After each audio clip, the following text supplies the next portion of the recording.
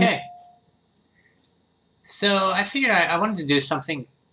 I like to look at old magazines sometimes, so I figured I'd start by looking through some Nintendo Powers here. I just felt like looking through some magazines this evening. So we'll see how many we can get through. I have a box of them here. We'll start with the oldest one I have, and I did not have this one as a kid. I got this one. My mom actually got it for a Christmas present for me one year. I asked for it. This is Nintendo Power Volume 4 from 1989. You can see on the front here you have Link. He's looking on at Zelda, who's asleep in the palace where you start the game. So you see Zelda 2 The Adventure of Link is featured here. Nintendo Power Bowl, 3-game kickoff, Skate or Die feature, plus Mondo poster. Captain Nintendo Part 2 was a comic. You see Nintendo, the source for NES players straight from the pros. Nintendo Seal of Quality, Nintendo Power, and you can't, I don't know if you can make it out. January, February 1989, $3.50. This is an early issue, Volume 4, like I said. I didn't have this one, like I said. I hope you can see it and hear me well enough. I'm kind of have to read upside down because I don't have a tripod. Turtle! Hello, Turtle! Welcome. Doing your project now? Well, good luck. I hope that goes good for you. Still on later to see if you can make it. Well, I hope to see. I hope you're, well, take your time on your project, or hope it goes well. And I'll see you when you stop in. Thanks for stopping in and saying hey, though. Just looking at some old magazines. I probably won't be playing Metroid tonight, Super Metroid tonight, so you won't miss any progression there. So if this is something that you're interested in, looking at old Nintendo Powers, I'm seeing how many I can go through. If you ever get tired of what you're doing for your class report, stop in and say hey. This is issue number 4 from January, February 1989. $3.50, like I said. You had Zelda 2 on the front. And this is one I didn't have growing up, like I said. The first issue I had was actually, you'll see it next. It's very worn out from passing it around school for classmates. This one I got, my mom got it for my Christmas present maybe 3 years ago. It's in really good condition, so we'll open it up here. And I have to read this upside down, like I said. So we'll see here. It says, welcome. Are you ready to kick off the new year with more video game playing power than ever? Nintendo Power is ready with more tricks, tips, special features, sizzling stories, and fun than you can even imagine. What better way to jump into 1989 than with the game you've been waiting for, Zelda 2 The Adventure of Link. The greatest video game hero of all time, even back then, is back and full-grown in this action-packed role-playing sequel to The Legend of Zelda. And role-playing being the key word. Zelda 2 is unlike any other Zelda. I wish they'd make another Zelda like it, a side-scrolling, or even with RPG mechanics would be awesome. Ganon's henchmen have some nasty new tricks and you can't always trust friendly advice from the villagers. Next, are you ready to tough it out on the SNES against World Wrestling Federation superstars in Wrestlemania? Before you hit the mat, check this issue of Nintendo Power for tips on how to win the WWF Championship belt. Here's another wild winner for 1989, Marble Madness. You'll think you're losing your marbles as Nintendo Power introduces you to the magical marble eaters, creepy slimes, hungry vacuum cleaners, and heavy-handed hammers in a wild and crazy video game of high-speed marbles. Okay, so Marble Madness, I think I rented from my video game store, my rental shop, Video Visions in Armagh, PA. And I never got far. I maybe got past the first level. It wasn't very good, but I still have not played that game much, and I would like to give it a shot. It's an isometric game. Basically, roll a marble till the end of the maze. There's only like 6 or 7 stages. I don't know how many exactly.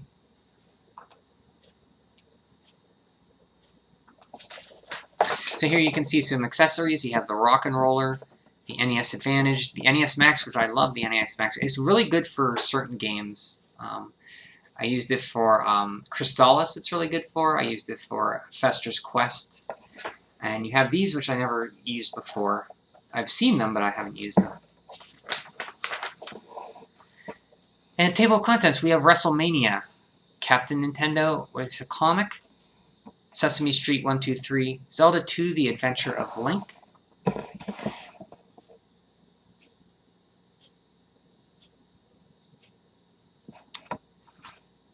See, okay, we're inside, just checking for center.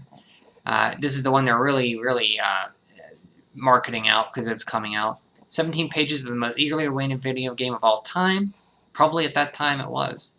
Skate or Die. You have pictures here of Zelda 2. He's fighting the bat at the start. You got Skate or Die and Marble Madness. Howard and Nestor. Howard Phillips, the main guy in charge of quality control for Nintendo for what we got to see as far as games. And Nestor, it's a comic series. Counselor's Corner, game counselors answer questions, classified information for tips. Marble Madness, now playing Operation Wolf. And there's a poster here, Skate or Die, and the map of Zelda 2. Nintendo Powerball, John Elway's Quarterback Club, NFL Football, Metal Gear, which I've never played much. I think not enough to even know how to play the game. Short Circuit, A Computer Planning World Destruction, Video Shorts, Friday the 13th, World Games, Star Soldier, Dr. Jekyll and Mr Hyde, Bump and Jump, fun game. Rampage, I played a lot of Rampage. Othello, Robo Warrior, which I played this year, fantastic game, one of my favorite NES games now. Very, very good game. Spy vs. Spy, Gyrus and Cubert, Packwatch Ninja Gaiden, Hoops, One-on-One, MJ's Fast Break, Pro Basketball, Guardian Legend, Knight Rider, Airwolf, and TMNT, and more. NES Journal, Mailbox, NES Achievers, which people send high scores in, Video Spotlights, and Top 30.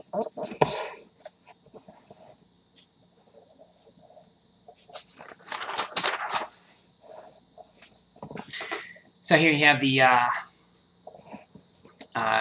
cover for Wrestlemania, the arcade game, or Wrestlemania for NES. You have, here's a roster, what kind of date when this magazine is, in 1989, Andre the Giant, Bam Bam Bigelow, Honky Tonk Man, Hulk Hogan, of course, Randy Savage, of course, and Ted DiBiase.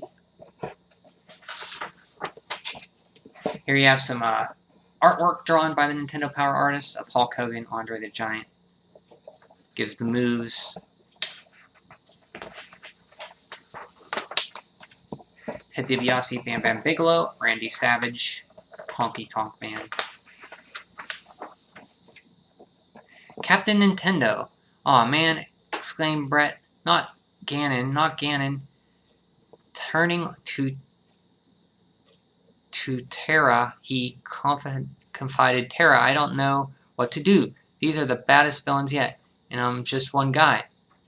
So, Captain Nintendo... Okay, so this is like a little novel of, I guess, I never really read this. I guess it's a character, Captain Nintendo. So the first part was in the last issue, Volume 3, and this is the second part. I'm not going to read it all. I'm not sure what exactly happens.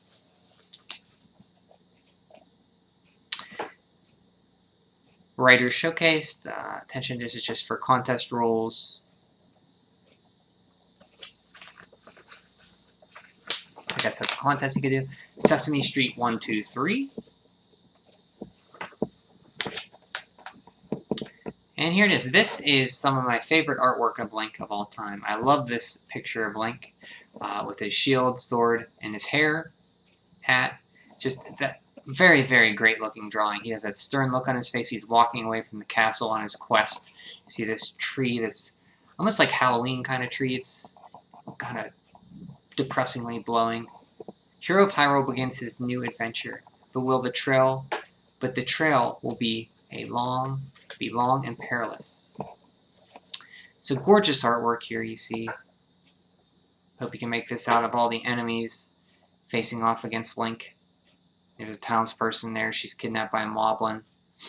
There's a Wizrobe.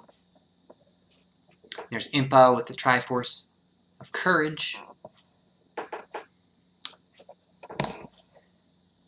Hyrule has greatly changed. You talk about top-down and you get like battles on the field. get experience. You talk to townspeople to get clues. There's the starting point of the game. Zelda 2 is a very fun game.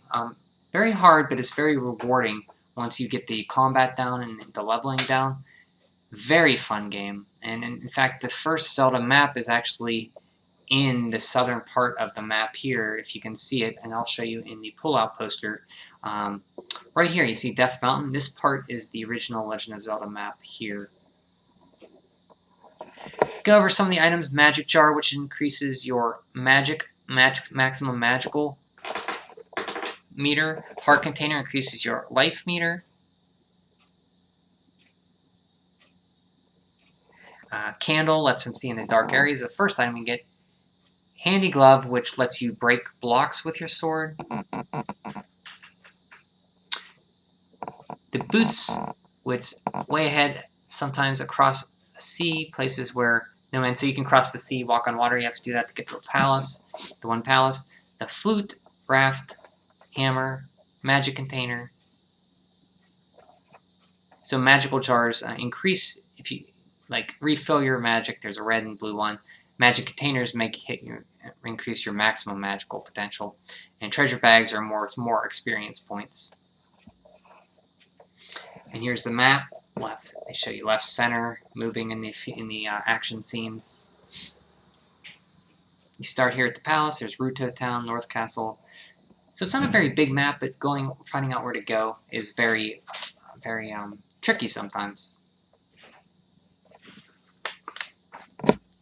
Get a drink here.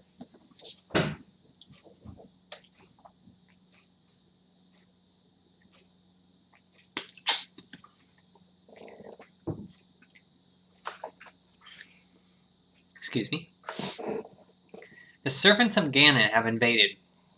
Just gives a little picture, awesome picture, and the actual in-game artwork of the enemies. Bots are like the blobs. And you have the bosses. Iron Knuckle, the first boss. Horsehead, second. Show him using the down thrust here. I love the artwork in these.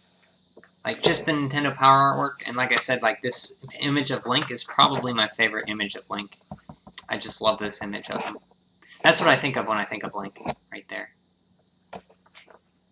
Richard, hello. You like the Wizard? Yeah, the Wizard. You've seen the Wizard? It's pretty good. I like it too. Just doing some magazine streams of Nintendo Power. I don't know how many I'll get through. I'm starting with, this is issue number 4 from, here's the cover of it. January, February 1989. And this cover story is Zelda 2 coming out, so they're really pushing Zelda 2. How are you doing, Richard? So it's kind of a walkthrough for the first part of the game, Raoul Town. And you go in the cave to get the trophy. Parappa Palace, the first palace. They kind of have it mapped out in these great sketches. Fighting the boss Horsehead, or Iron Knuckle. No, Horsehead. The Swamp Palace, you got Palace 2. Minicho, hey, long time no see, bud. You have to go to sleep? That's okay. I hope everything's going okay. Just looking at some Nintendo Power magazines here. I felt like doing this. I just felt like looking at some old magazines. Sometimes I do this. Thanks for stopping in and saying hi. Have a good sleep. Hope everything's going great. It's good to see you, Minicho. Even for a little bit. Always surprised how your magazines are so... Well, this one is one that I didn't have growing up. I got this one. My mom actually got it for me for a Christmas present one year, about 5 years ago. So, it's in very well. A lot of mine are beat up from reading and passing around school.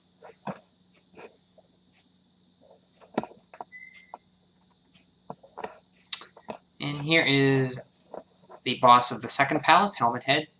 I always called him Iron Knuckle, I guess. He's on a horse, you gotta knock him off. They go through the Island Palace. Oh no, this is Iron Knuckle, the second boss, the third boss. Maze Palace. So they went through a lot of the game. And here's the poster here. It's very beautiful. On one end you have Skate or Die here. See this? Not the best poster to hang up on your wall. Don't really care for the game too much. Skate or Die. You can see this. I'll try to spread it out so you can see it.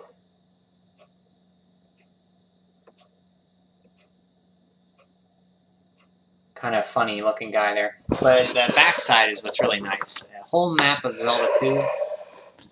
I can get this all in frame. It's really worth it. I get this a little bit more. So this is the whole map of Zelda 2. And if you see down here, this area right here that I'm circling, this is the entirety map of Zelda 1 that you're in. So you have Death Mountain, you have the graveyard here. So this is actually where Zelda 1 takes place. And this all here is where you explore in Zelda 2. So it's quite a big game compared to Zelda 1. Very cool poster.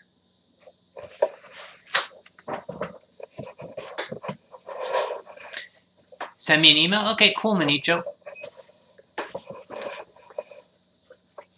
And you can help me set up the Discord server. I might actually take you up on that. I haven't looked into it yet. Lemon! I'm glad you're here, Lemon. Hello, how are you? Good to see you again. Was hoping you'd stop by again. Hope all is well. Looking at some Nintendo Power magazines. I like to do this every once in a while, just look through some old video game magazines just for nostalgia. I like, just fun to do. I hope you like it. This is Nintendo Power issue number 4 from January-February 1999. Here's the cover here. They're really pushing Zelda 2 because it's coming out this year here. Always thought Zelda 2's Hyrule was the most massive it has ever been. It spans multiple continents and dwarfs the map of the first. Yeah, it's very massive. Very, very so.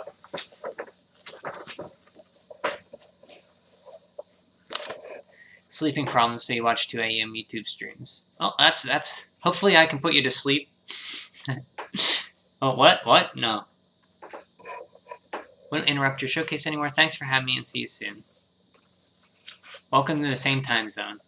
Yeah, Lemon Shark's out your way. He's same time zone as you, Minicho. I think you're over there in Poland. I think. So, Skate or Die here.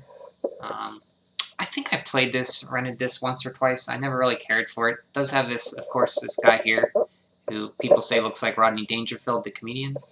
But I don't have much experience with Skate or Die.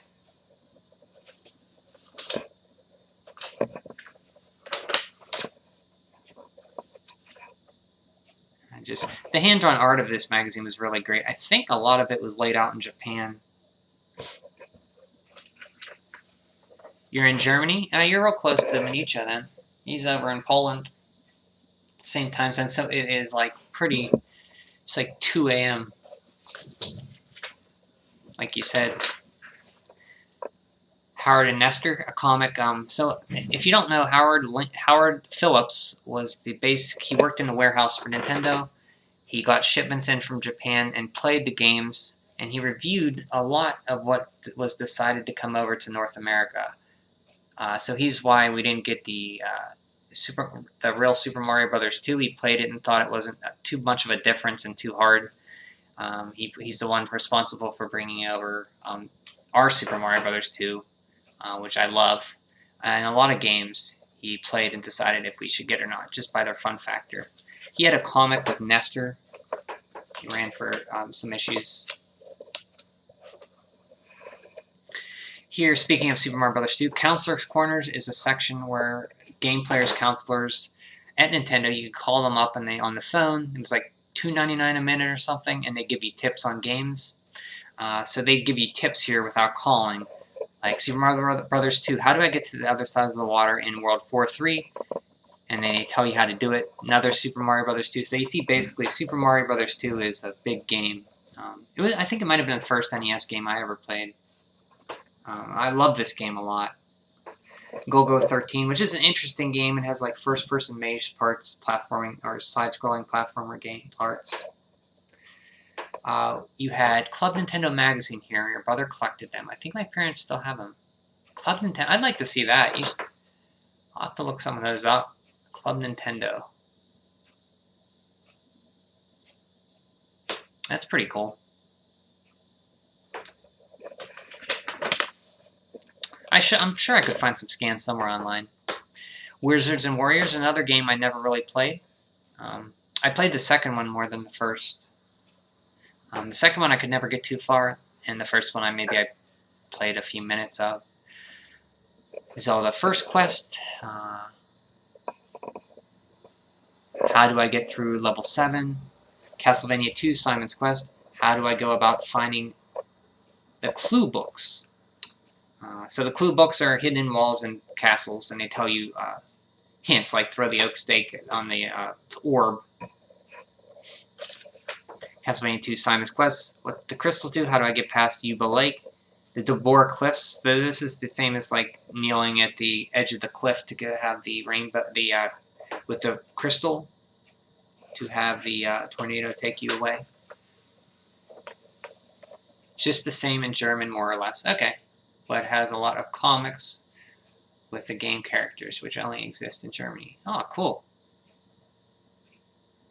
So it's basically German's Nintendo Power.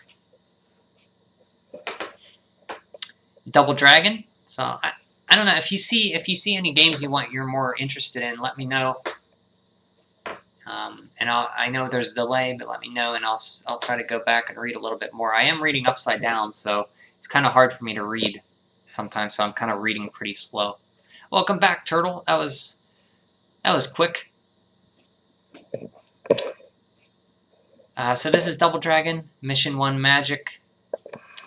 I played a lot of Double Dragon growing up. I still never beat it, though. I can make it to the last boss, but he has a gun and he always kills me. Mega Man. I really like the first Mega Man. I still have not beat this Yellow Devil legitly. I've always cheated with the Elect Beam pause trick, which they tell about you right in here, this magazine here. So basically, you shoot him with the Elect Beam, pause, unpause, and it registers damage each time you unpause. The ID pictures of those guys giving tips gives you a bit of Frimishmon. I do not know what that is, but you're talking about the counselors, right? So if I go back here, these are the gameplay counselors. If you can see the pictures down here, you have Jim Muller. Joined Nintendo January 20th, 1988. Hobbies, computers, investment analysis, and playing Nintendo. Highest game score, Rad Racer 102,000. Favorite NES game, Metal Gear and Star Voyager. Cliff Hammond here. The second guy here, we have joined Nintendo February 1988. Hobbies, sports, arcades, and playing my NES. Highest game score, Solomon's Key, that's a hard game, 7 million points. Favorite NES game, The Adventure of Link. So this guy had an Adventure of Link before anybody had it. This guy was cool. Dave Conley joined Nintendo October 6, 1987. Hobbies, water and snow skiing, windsurfing, scuba diving, game accomplishment, first person and Nintendo to finish Golgo 13. Wow. Favorite NES game, Golgo 13. Brian Tanney joined Nintendo February 1988. Hobbies, games, gaming, all types, video games, board games, role-playing, computer, writing, reading, game accomplishments, beat Metal Gear in one day. Favorite NES game, The Legend of Zelda.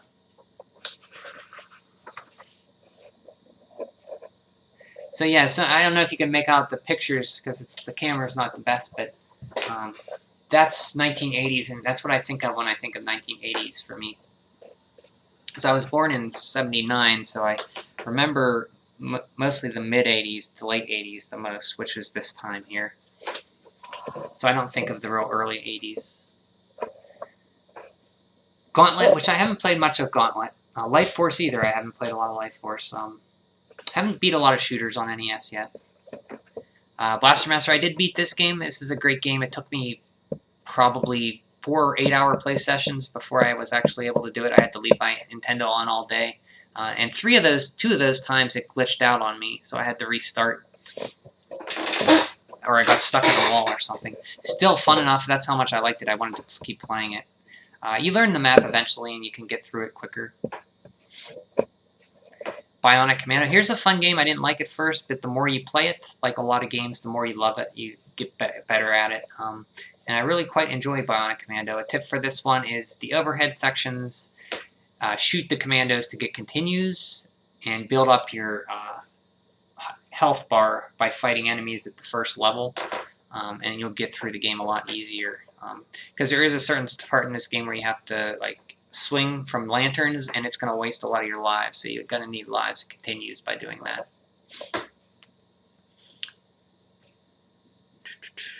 You're born in '97. Sweet.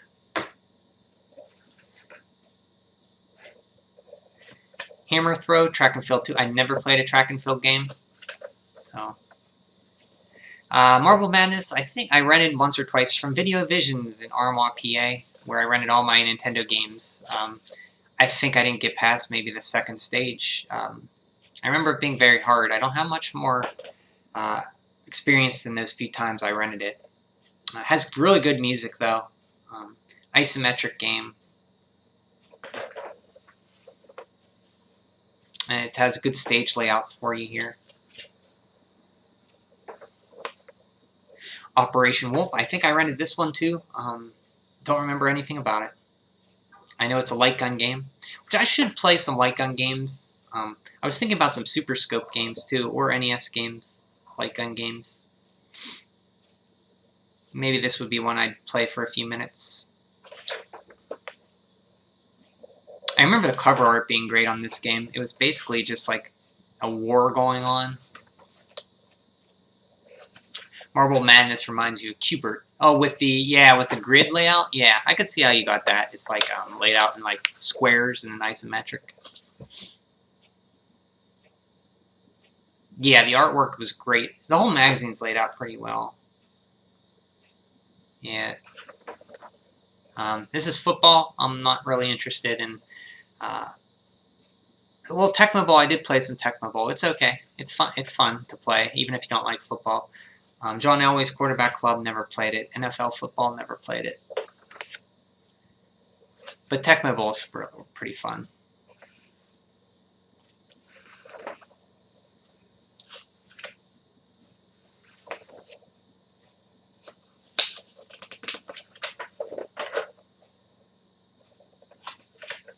See, they even drew cheerleaders down here. Metal Gear. This is another game I don't have much experience. I don't think I played it growing up. Played it maybe a few times just through either ROM or when I got the cartridge to play it to see if it works. It's one I've been thinking about going through as well. I have no idea how to play it, so I'd have to learn it.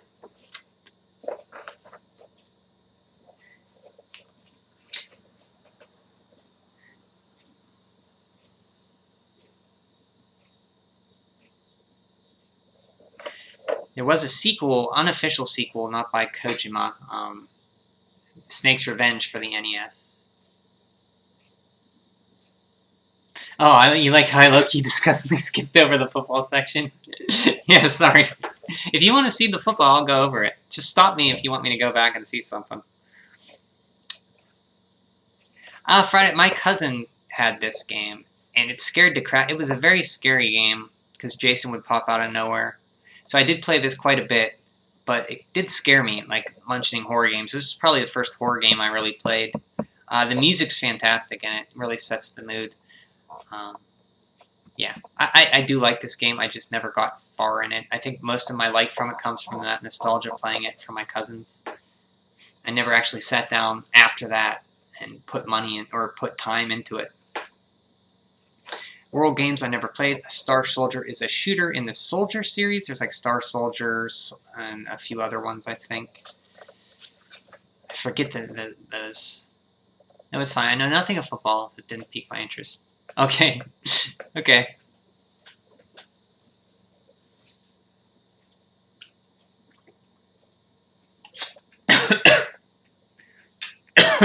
Excuse me.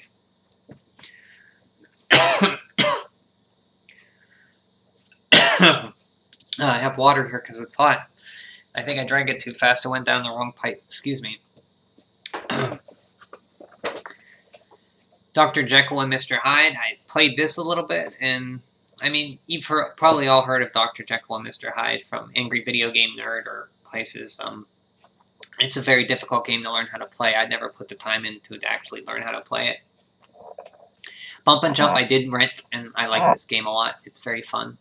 You basically can jump up in the air and crash down on cars, jump over platforms. It's a difficult game, but it's very fun. Rampage, another one my cousin had. I played a lot of Rampage. I used to sit in my room and play this game for hours. Very repetitive, but I liked it. I used to look for my city, the closest city to me if it was there, which would be Pittsburgh. And I try to find it on there. There was like over 100 cities. It was crazy. Othello.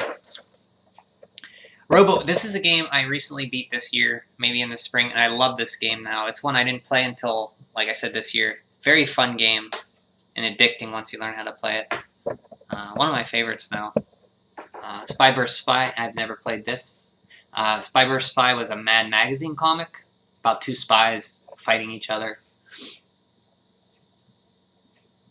You read the Jekyll and Hyde book. Yeah, you mentioned you read the Jekyll and Hyde book. I haven't read many books.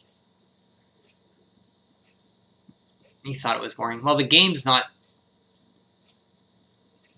that great. I mean, from the little I played. Oh yeah, Keybert. Here you go, Turtle. There's Keybert. Speaking of Keybert.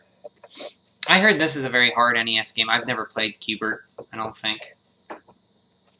Gyrus, I've never played this one either. I think from what Gyrus is you're a ship on the edges and you spin in a circle shooting stuff at the center. So it's not like side-scrolling. It's like you just move on a circle 360 degrees.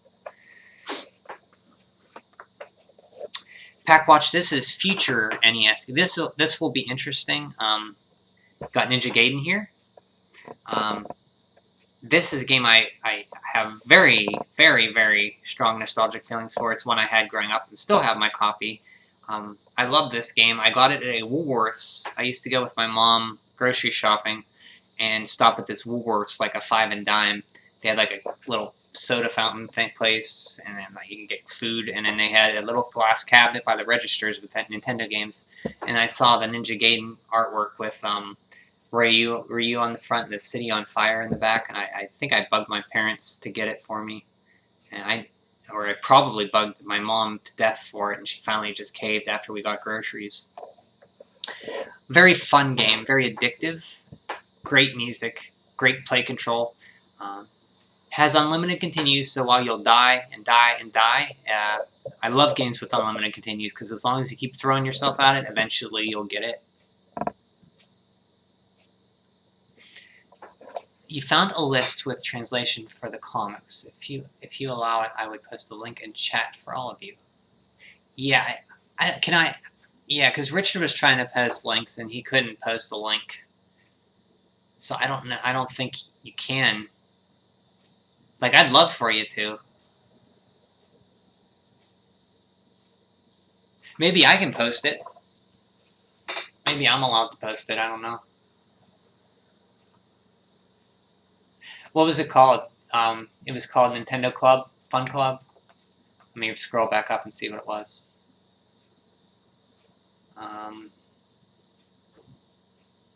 Club Nintendo. Okay, let me see if I can find it.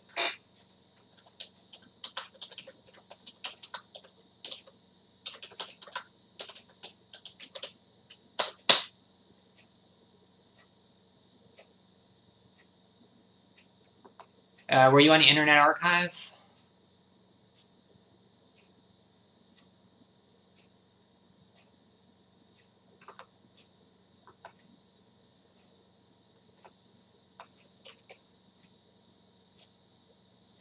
Here, I found this link here. I'll post. If any of you are interested in seeing what Lemon is talking about, he had a magazine similar in Germany to Nintendo Power, called Club Nintendo, and there was comics in it. And I think I found what he was looking at. Yeah, Google Club Nintendo comic translations. This is on Internet Archive. I think there's some. If you want to take a gander at that.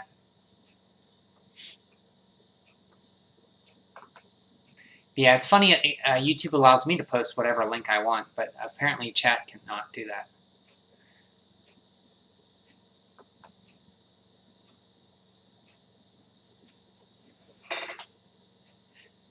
The original ones. Are those not the originals? I'm sorry. Let me see.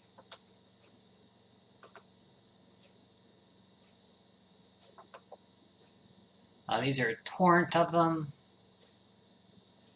Let me see. Club Nintendo comic translations.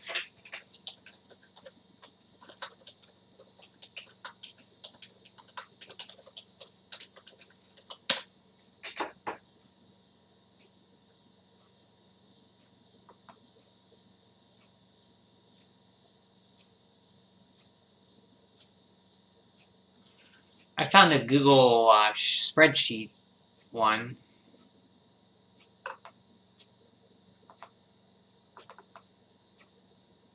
But I don't think that's it.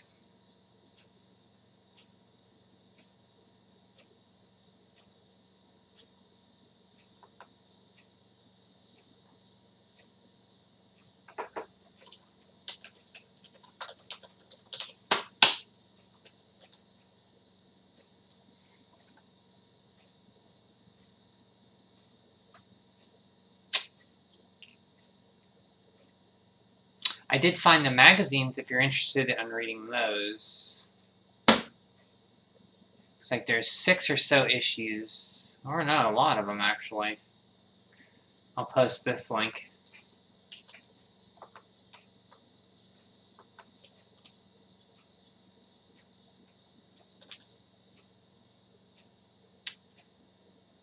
'94 to 2000 it was released. Okay, so this is a little earlier. So what I'm posting is kind of too early for what you're looking at. Mods can do it. How do I make somebody a mod?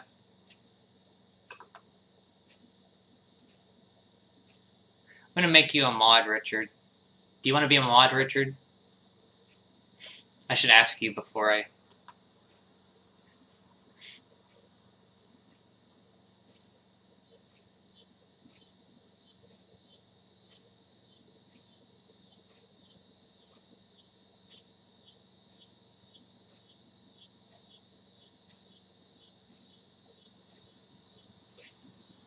Okay, let's see here. So Ninja Gaiden, they also have Gossip. This guy's talking about games. CES. Gremlins. 2 of the new batches coming. CES in June in Chicago. So they're talking about Magic Johnson's Fast Break, Hoops, and One-on-One. RoboCop, and Bayou Billy I had as a kid too. I like Bayou Billy even though a lot of people hate it. I had it growing up, that's probably why.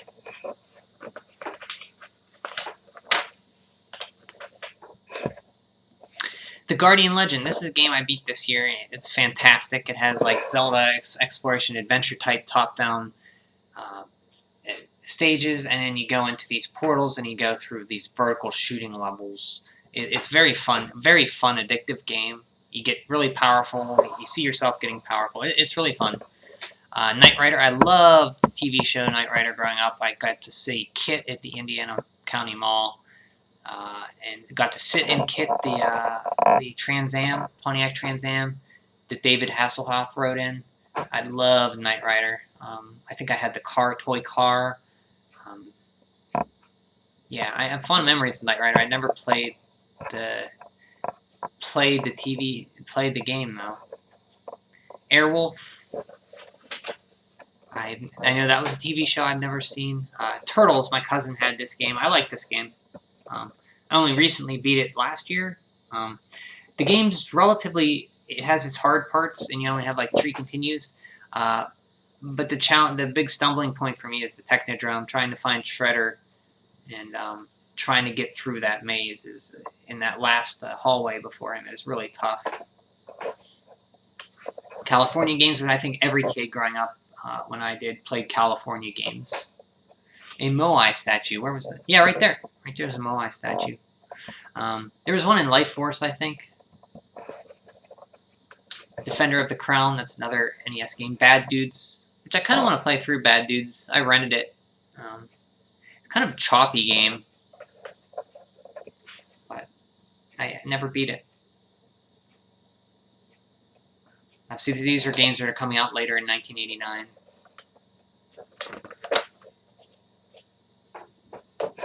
Player's Poll. Still have this. Using the postcard, answer the following questions. Name entered to win. So over 150 winners. There's Howard Phillips. 10 winners received Zelda 2. 50 place winners received a T-shirt. I'd love to have that T-shirt. 1 grand prize winner receives this controller package. The NES Max, which I love the NES Max. The Advantage and the Roller Rocker.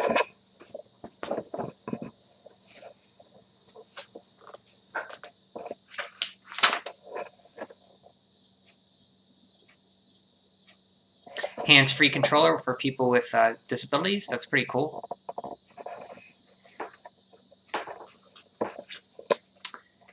Play Choice 10, which is Nintendo's arcade unit. They have 10 games you could switch in and out of.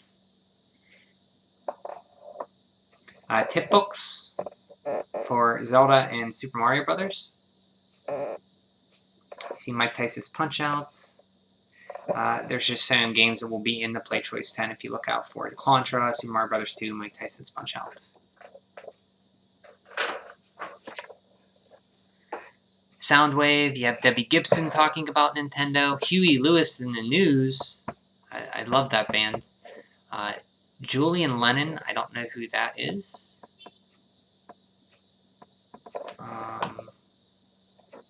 Celebrity Profile. U.S. Volleyball Team Captain Karch Corrali.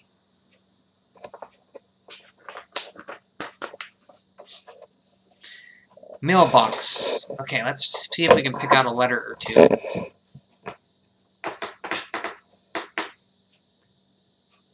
I would like to compliment you on a very exciting game. Super Mario Bros. 2 is the best game I've played yet. I love it. It's got the best graphics and it's plain fun. The whole time you play, I suggest that all the kids that love Nintendo should get this game. I like the way Luigi runs in the air when he jumps, and I also like the story. I thought that it was very original. My favorite good guy is Mario, and my favorite bad guy is Mauser. The kid has Mauser's good taste. It's a good taste in a bad guy. David Belcito, Key Bismayne, Florida. Thanks, David. We're glad that you like it. Super Mario Bros. 2 is already a certified hit, and it's thanks to great fans like you that make it as popular as it is. Here's another this letter is from Chip Stewart, Mansfield, Missouri. Whatever happened to Dragon Warrior? Will it be coming out? They answer, Dragon Warrior is a challenging new fantasy role-playing adventure tentatively scheduled for release sometime this year. There are a lot of reasons why the release of a game can be delayed. Among them are the chip shortage and programming changes. In any case, we want to ensure that when a game is released, that it meets the high standards you've come to expect from Nintendo games. We're talking about the first Dragon Quest. Lies were told. Lies, I tell you. They did tend to stretch the truth. I like the way Luigi runs. But I hope you're not talking about Mario 2. I love Super Mario Bros. 2. Turtle. It's my favorite Mario game on the NES. I like the way Luigi runs. Lies were told. Nobody likes anything about Luigi. Green Mario. Oh, shots fired against Luigi. Jeez. I didn't know you had such hate against Luigi, Richard. Green Mario. My name is John George. You love Dragon Quest too, Lemon? You're a man after my own heart. I love Dragon. It's probably my favorite series. If somebody held a gun to my head and said, it's amazing. Every game I love on the series. And I can't wait for 12. I hope they don't change it to be too dark and too action-y. I kind of want them to stick to the lightheartedness with the dark stories, but still have humor and turn-based. I like that.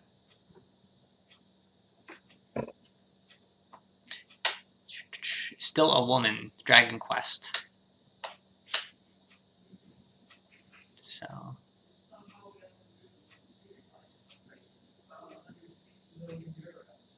Can you hear that? Somebody's outside my door. Somebody said 160 euros. How much is that worth? Okay. My name is John George. Hi. I am 11 years old. I really enjoy Nintendo Power. I can probably think of the 9 different worlds to describe it if you would like to hear them. If you said yes, here they are. If you said no, here they are anyway. Superb graphics, excellent, cool, neat, fun, awesome, educational, thrilling. Well, there they were. Thanks for the words of encouragement, John. We're trying our hardest to bring you a magazine that will be enjoyable and informative. I just recently got my hands on Metroid. What a game! All of the realistic flips, bounces, sounds, and graphics make this game really the one reason I know it's got to be good is because my friends' parents like it, and they really choosy when it comes to games. What I want to know is if you guys are making any more new games, and if any of them will be cool as Metroid. Neil Garcia, Albuquerque, New Mexico. And the answer, we're always coming out with great new games, Neil. Make sure to check out Packwatch, video shorts, and the assorted game reviews in Nintendo Power for details on all the latest hits. Have you ever played The Legend of Zelda? Reached a certain critical stage of the game and then saved your progress only to find out later that the memory got zapped? Well, unfortunately that does happen with some Zelda game packs. The good news is that there is a simple procedure to follow which will prevent any accidental erasures. If when the game is over, select save, then push start. When it's in the select screen appears, press the reset button on your control deck and hold it. Now, when holding the reset button, turn off the power. Remember to use this procedure every time you want to save your game. If you do, your Zelda game pack will in turn remember all the items and hearts that you've collected. Yeah, I'm reading upside down, so it's like I'm stuttering. I don't have a tripod, so it's kind of really hard for me to read upside down. Realistic sounds and graphics. Hey, for the 80s at the time. Never heard of Zelda. I wonder if that, I wonder if that series is still going on today. Memory is such a third world problem. Yeah, I mean, but a battery backup back then was huge. Like, you had to have passwords. So saving your game on a battery, that was huge. Must be some obscure 80s game we've never heard of again. Yeah, I think Zelda's still going on today. Pretty sure. I've still never beat the second quest. I want to do that sometime. I'm playing through it on the Switch, but I'm stuck. I don't know where Dungeon 4 is.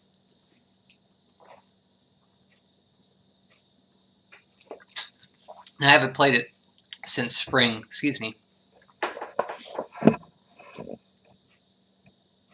You live in a third world. Can confirm.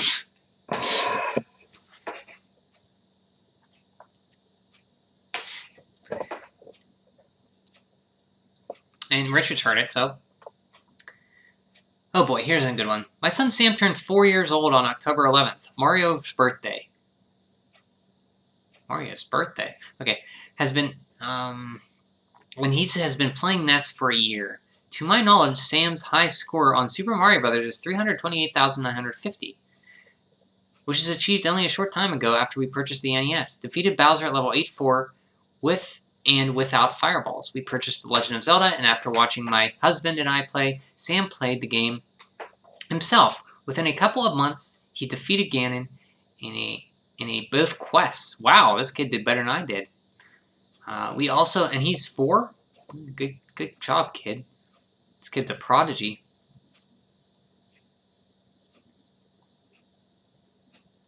And did Kung Fu, beat Mr. X. We will be getting Super Mario Bros. 2 and Zelda 2: The Adventure of Link next. Sam is anxiously awaiting both.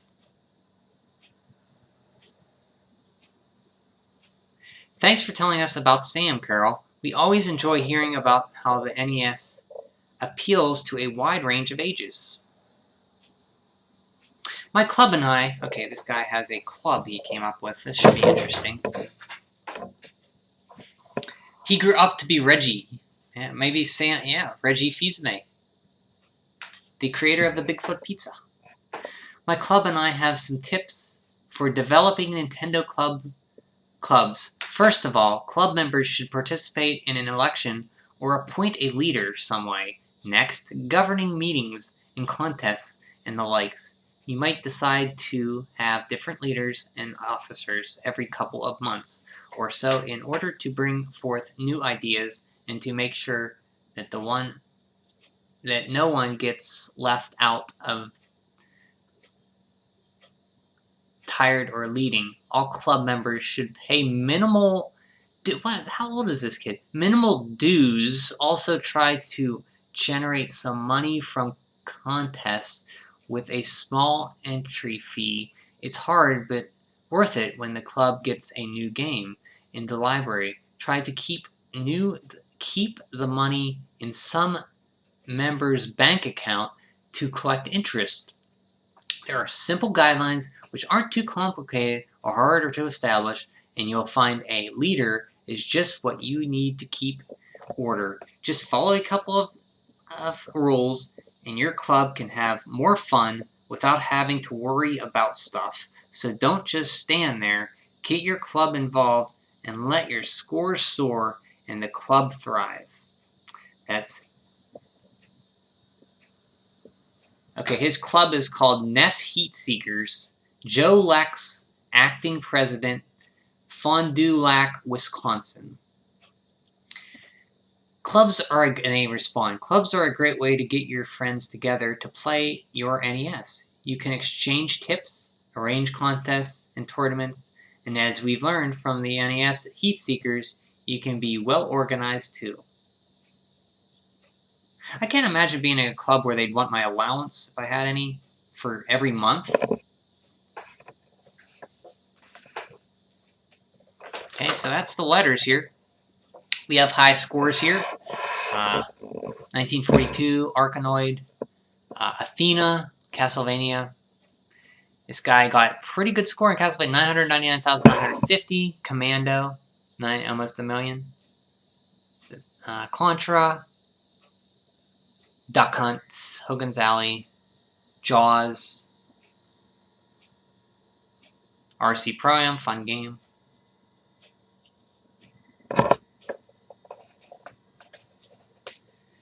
I never join a club dumb enough to accept me.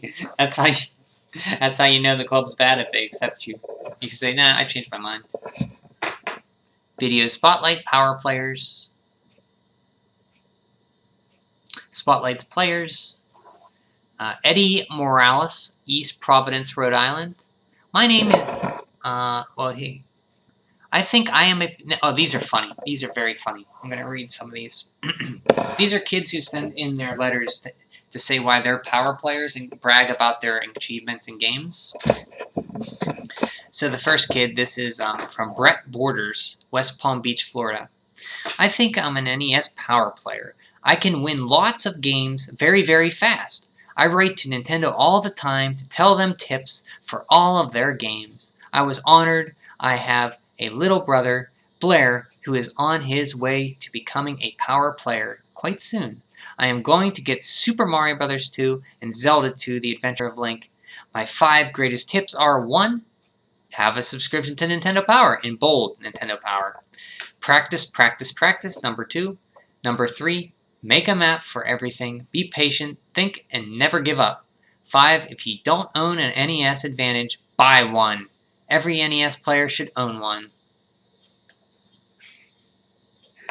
And Lemon says he's a power player. He beat Mario Kart in 50 cc's. Nice job, Lemon.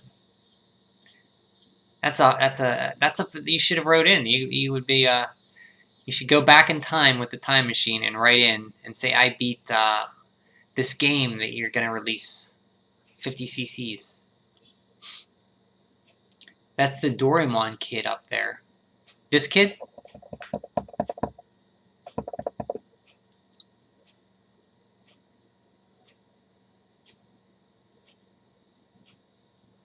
Nerd Elite. Yeah, these are funny. These are very funny. Did I call you a he and you're a she, Lemon? I'm sorry if that's what you're referring to.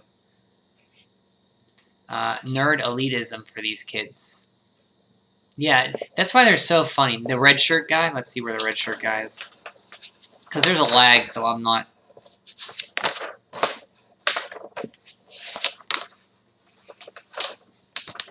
This guy right here. Sorry, Lemon. I'll try to remember that.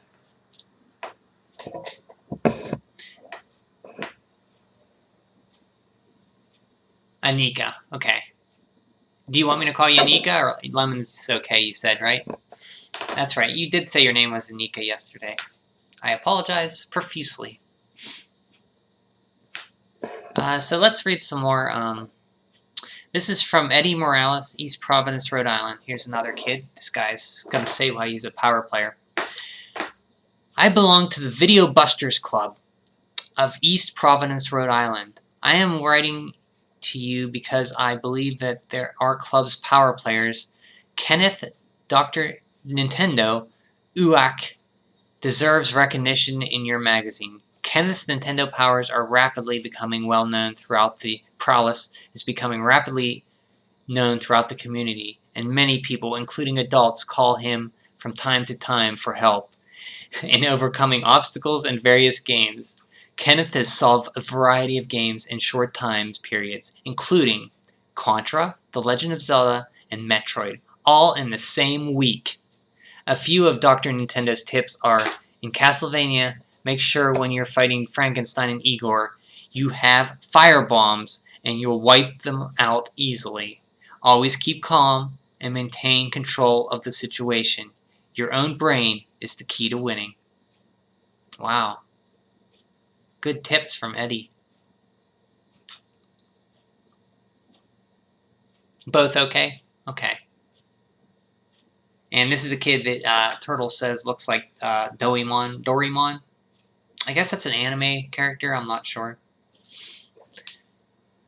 Mine is bigger than yours, nerdy video game edition. Yep, basically. Let's read, we have one more. No, we have a few more, but these are too funny not to read all of them. This is from Alex Thayer, Woodinville, Washington. Okay. Okay. My name is Alex Thayer, and I believe that I am a Nintendo Power player. These are my vital statistics. Age 12, favorite game Galaga, Paperboy, and RBI Baseball. Hobbies, sports and playing my NES. Pets, a dog named Saki, and 5 tropical fish. Goals, to design engines for Lamborghinis and Porsches. To play baseball or be a sports anchorman. To get my father to quit smoking. To meet DJ Jazzy Jeff and the Fresh Prince, and to win at Super Contra. High scores are Arkanoid, 1,159,500, and finished it in the same game. Duck Hunt, 990,900, round 48. Galaga, 268,600, round 37. RBI Baseball, 9-0, with every team 51-0 against the New York Mets. Nintendo Paraphernalia, the official Nintendo Player's Guide, the NES Max, the NES Advantage, 13 games, collection Nintendo posters, and games, baseball cards, comic books, dice, and anything to do with the Teenage Mutant Ninja Turtles. Computers, an NES Apple IIc, and an Epson QX. World records. I think I hold the world record for duck hunt, and I hold the unofficial world record for the longest paper airplane flight outdoors over level ground. The time was 1 minute, 18 seconds, and 38 hundredths of a second. Role models: Tim Laudner of the Minnesota Twins, Raphael of the Teenage Mutant Ninja Turtles, and Samus Aran of Metroid. Personal observations: I think Samus is the coolest, most wicked character in the video game world. Thor from Gauntlet, however, is just a big oaf. Wow. Alex, that's quite a list of accomplishments there. In Alpha Male. He's very proud of his achievements. My brother Jared, age 9, is brilliant at playing the NES, and all the games, really. I won't bore you with all his high scores, and believe me, there are quite a few. But I just want to say that Jared has a natural ability, and he enjoys the games with mind puzzles like The Legend of Zelda and Solomon's Key. He enjoys a challenge and tries not to get too frustrated. Jared is a great player and a good sport. You won't find a better guy around. That is from Jill Turner, Fountain Valley, California. What does that Shaman is all? I should look that word up. I do not know what that means. Okay, this is from James McKenna, New Hope, Pennsylvania. He's in my state. I think I would make a very good power player because I have beaten 18 games, including our big hits like Super Mario Bros., The Legend of Zelda, Ghosts and Goblins, Rygar, Karnoff, Athena, and Goonies 2. Some of my tips are: in Rygar, keep defeating the first robot in Lapis until you are strong enough to defeat it with one hit. In the underground chambers in Trojan, use your sword everywhere. There's no telling what you might find. In The Legend of Zelda, always have some medicine when you go into the high-level labyrinths just in case you run into trouble. I love to play my NES, and my favorite games are Castlevania, Russian Attack, and The Legend of Zelda. The NES Advantage is a big help. Okay, here we have, this is our best player, Daniel Megaton Little. Wow, they gave him a middle name nickname. That guy is hardcore. He has won Metroid 7 times, Rygar, Kid Icarus, Double Dragon, Kung Fu, and Super Mario Bros. In our club, he has reached the rank of Supreme Video Grid Warrior. We are proud. Okay, and that's from Brian Goatee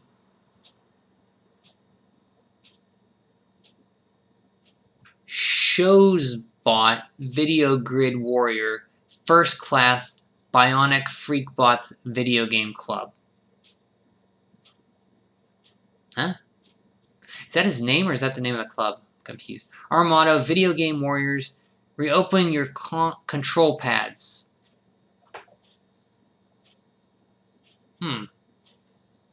Yeah, I wonder what these kids are up to. They're around my age, so they'd be about probably working some dead-end job somewhere.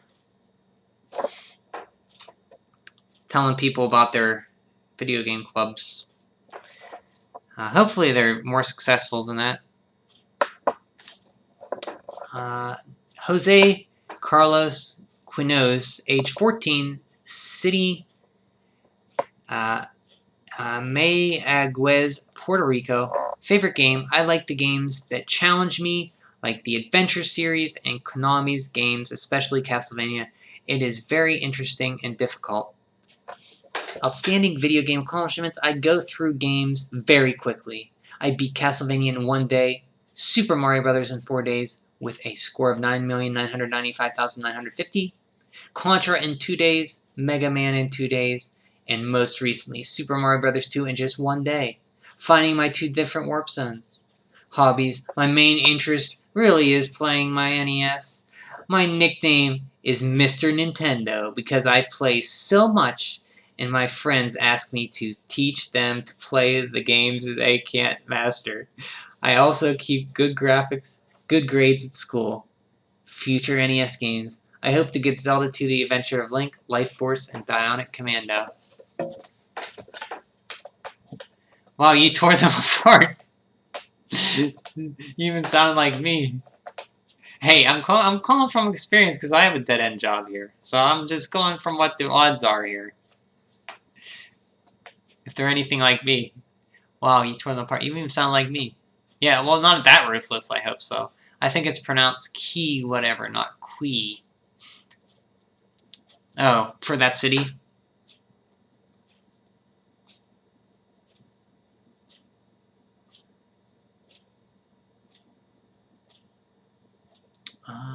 Let's see. So I think that's the last of our that is the last of our power players. They're in. We'll have to read some more. I love the kid's name. I butcher his name. Sorry.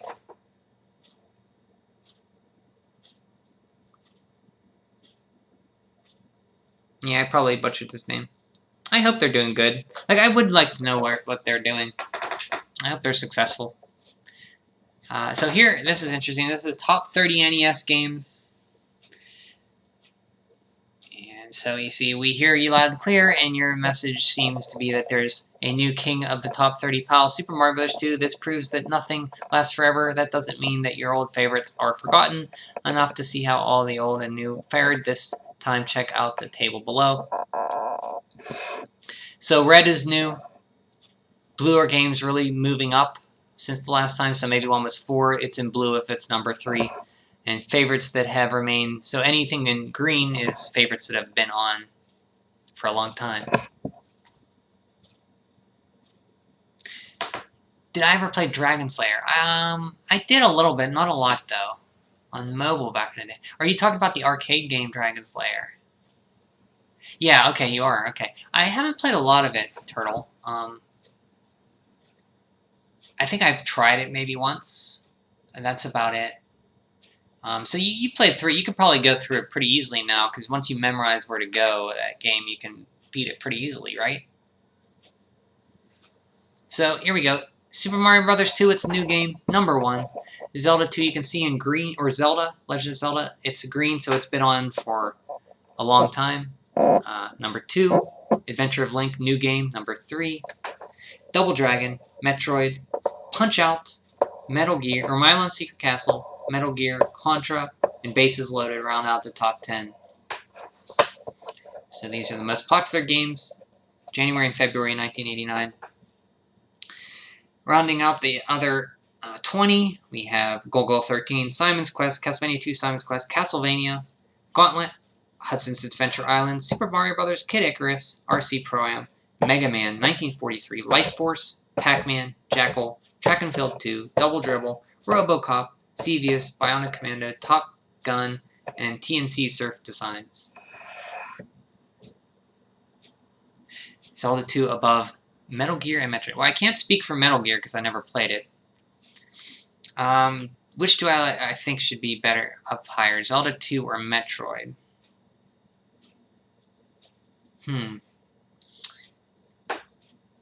Well, Zelda 2 just came out, so that's probably why it's that high. People are really hyped with it. Metroid is a green one, so that says a lot. The Metroid is still a mainstayer here at number 5. So I could see why Zelda 2 is up there, just because it just came out, you know? Like anything in blue here just came out. Like Contra just came out. That's how old this is.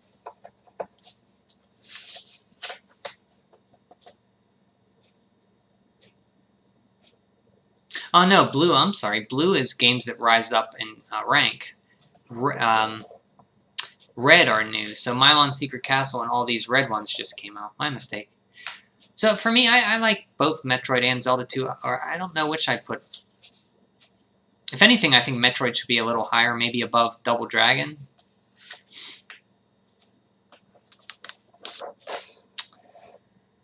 This is just a pro players pick, pros pick, dealers pick.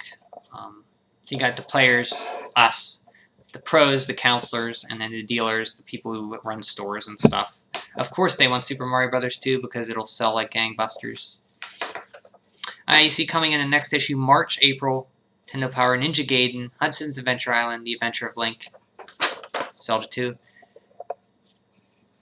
Saying to send your scores.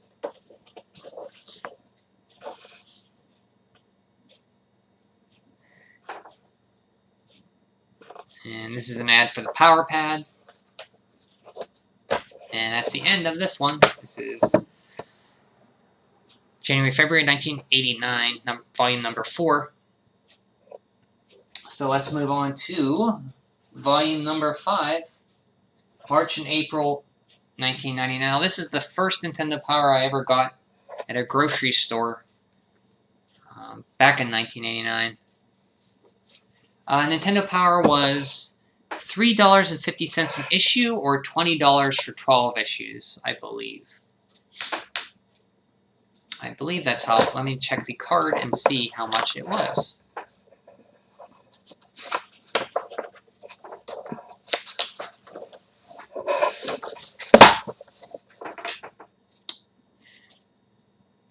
$15 for free Nintendo Power Pin.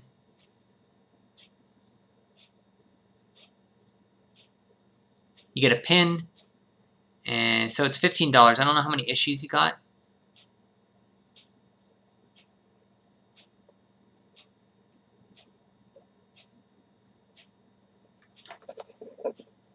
Oh no, this is for the pin. This is just for the pin. How much was the subscription? Not sure. I thought there was a...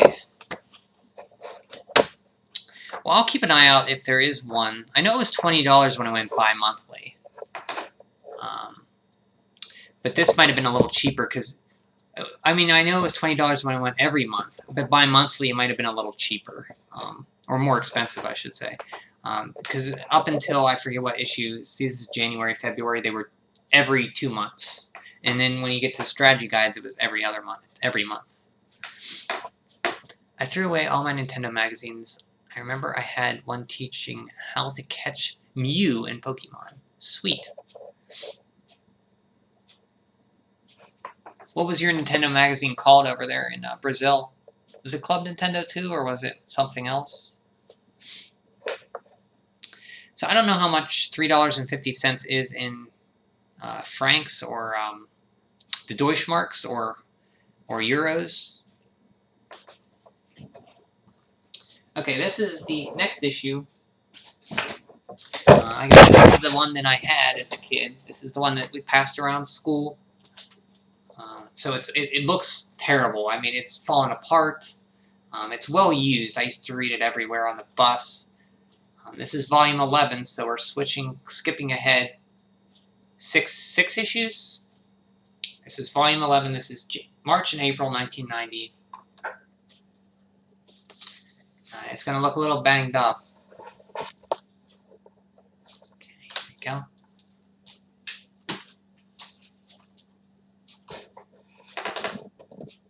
Trying to sleep? Okay. Hope you have a good sleep. Thanks for stopping in. Telling me about Club Nintendo, was it? Huh. I'll see you, Lemon. Yeah, it's pretty early for Lemon, I think. I think she has a kid too, so she has to get some sleep probably. Nintendo Brazil, 0 points for creativity. You said Nintendo wasn't really a big force down there. Good night, Lemon. Okay, so here is Nintendo Power Volume. What did I say this was? What issue was this? Volume 11. From March, April 1990. You see, it's very well worn from being passed around when I was 11, I think. So here we go. You have This awesome artwork for Super Mario Bros. 3. This was US 350, Canada 450. High Flying Adventure, don't miss Silent Service, 720, A Boy and His Blob is a game I had. Growing up, a Styanax and Pinbot. 36-page Nintendo Pack Source Game Directory. You have 2 children, 1 son and 1 daughter. Wow, you got your hands full then. So you need your sleep. I hope you sleep well.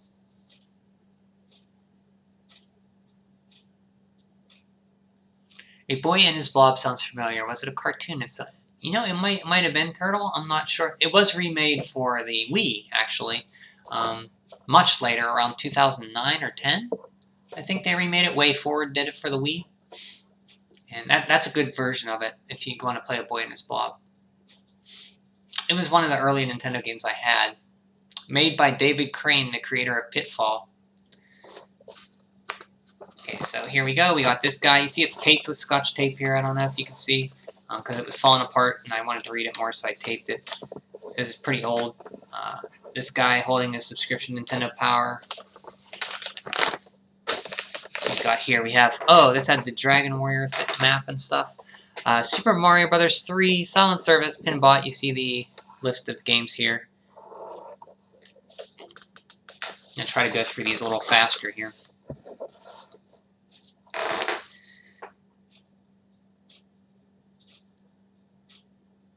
Okay, a while ago my family and I went away for the week, and I left my NES in the basement rec room. When we got home, we found that the water pipe in the street had busted and had flooded the basement.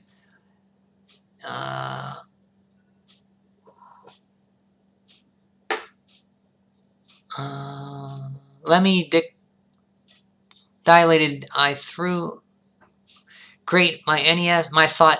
Great, my NES is ruined. What else could go wrong? Well, I got the biggest surprise of my whole life. I had my NES in a small box to protect it from carpet fibers.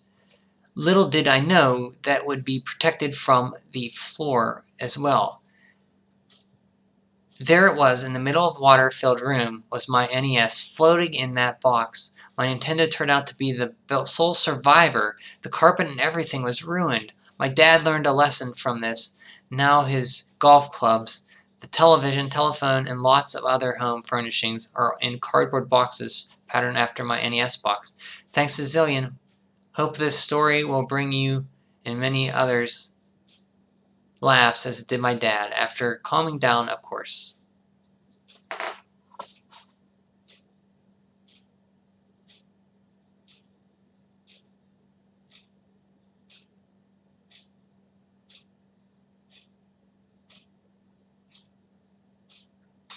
I was playing Super Mario Bros. 2. Water pipe flooding basement. Sounds like a plot to a poor American sitcom. Yeah, you used to be surprised how much that happens. People have basements and the water pipes bust and you flood that. Because we had a basement where we grew up, but it never flooded, thankfully. I was playing Super Mario Bros. 2 and fighting Mauser, but I got beat on my next life. I saw 2 Mausers. Could you tell me what happens? The 2 Mauser phenomenon you witness is what is known as a game bug. For games have minor programming inconsistencies, size in them that can occur infrequently during gameplay. Programmers try to take these bugs out of the game before they are released, but because there are so many different things that can happen in today's advanced video games, they sometimes miss them.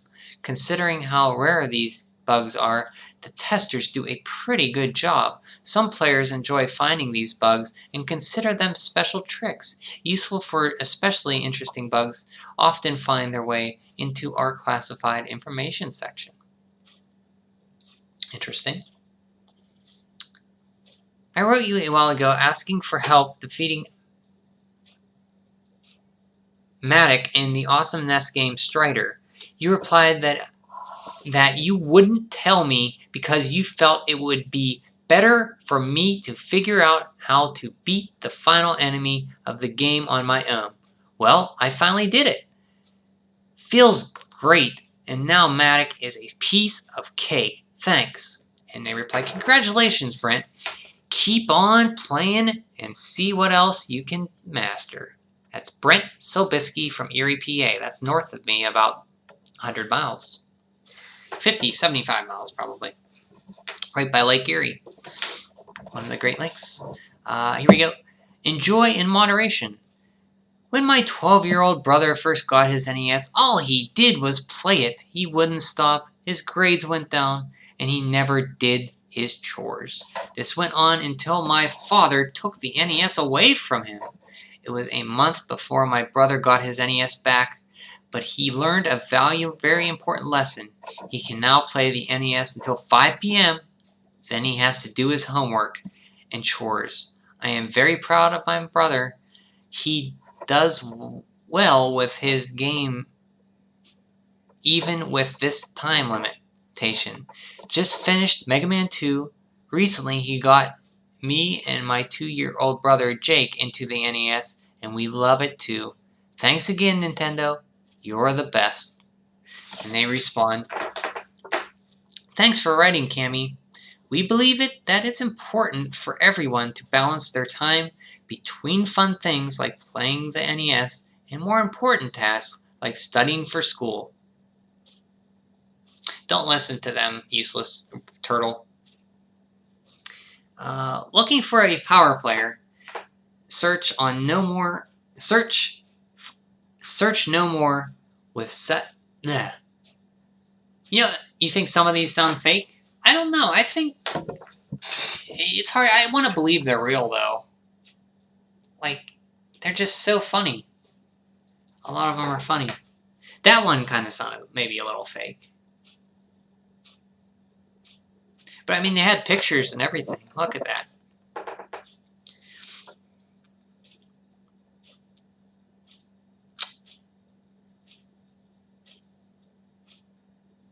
Okay, here's some more power players. We'll read these guys. These will be funny. Looking for a power player? Search no more. With 17 games conquered and more on the way, I'm a surefire winner. Nintendo is the best hobby I've ever had. I was the second one of my friends to get a Nintendo, and 3 others got them soon after. In the afternoons, my friends and I always go to the one of our houses to play Nintendo. I've even been known to play all night without stopping, although only on rare occasions. The games I've conquered include many of the best. Super Mario Bros. 2, Metal Gear, Rygar and Metroid, Breakthrough, and Life Force were each beaten on the day I first played them. And a friend and I finished Contra after 4 hours of playing. I'm president of the Nintendo club called the Video Game Warlords. We save up for our club games. I'm 14, I have a dog named Benji, and I'm Nintendo's #1 fan. Another note, most of the games above were finished with Nintendo's standard controller, and none were finished with slow motion. Thank you for proving over 15 million of American citizens with an ever cool hobby. Jeff Benson, New Paris, Texas. Wow, I think it's pretty good.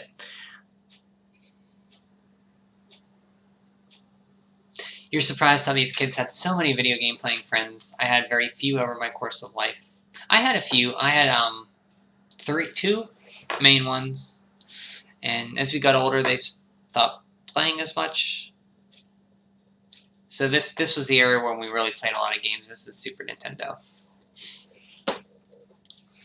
But yeah, I mean, now I have nobody to play with, so that's why this is so cool to do with you guys. I have you guys to do this with. I think I am a power player. I have had my Nintendo for a year now, and I love it.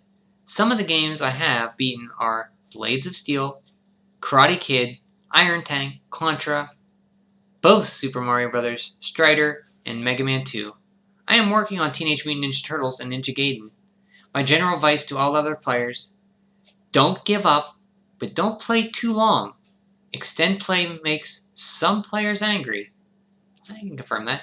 Call the game counselors. They really help. Don't just buy a game with only beating it in mind. Instead, buy games for the fun of playing them. Matt Railard, Fairfield, Connecticut. Okay, Turtle, you're going to bed. I'll see you, Turtle. Thanks for stopping by. Good night.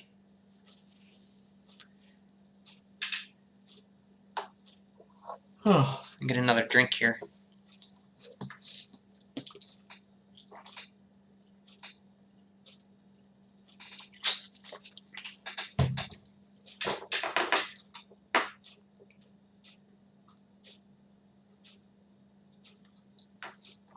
Okay, there's some artwork. You probably can't see it there. It's pretty good. I think it's some Super Mario Brothers 2 artwork, and there's a Link with the sword. Okay, here's the last Power Player, age 14, from Rocky Mountain, North Carolina. When the NES came out, I wasn't that impressed. But after 2 months of everybody telling me how cool it was and how I had to get one, I gave in and bought it. That was the best move I've ever made. Since then, I've had countless hours of fun and excitement behind the NES, alone and with my friends. I've also made a lot of new friends through Nintendo. Favorite games? I especially like adventure games, where there is one hero and you are him. These games give you a bigger sense of accomplishment when you finish them. There's a picture of him right there. Looks like he has a little Apple II or something there, an Apple computer. NES accomplishments? I have finished over 36 games. Bionic Commando, The Adventure of Link, Ninja Gaiden, The Guardian Legend, Mega Man 2, and most recently Dragon Warrior. Someday I would like to be a graphic designer for a major software company. I hope he is one. I wonder if he is. I've already designed many of my own game characters on my personal computer, and even a full game Super Dachshund complete with ending screens, full stages, 20 different evil enemies, and 8 incredibly challenging bosses. I plan to fully animate it and add digitized sound effects as well. This is burned into my mind. This is Super Mario Brothers 3. This is the first time I saw about the game. And then, yeah, this is how I got hyped up for the game, seeing this particular issue. So you see they tell you all about the power-ups here and the items. They had a map of the first world. They have the first land of the world, World 1, the grasslands. And you saw him with like a raccoon shell. That was pretty mind-blowing. A raccoon tail.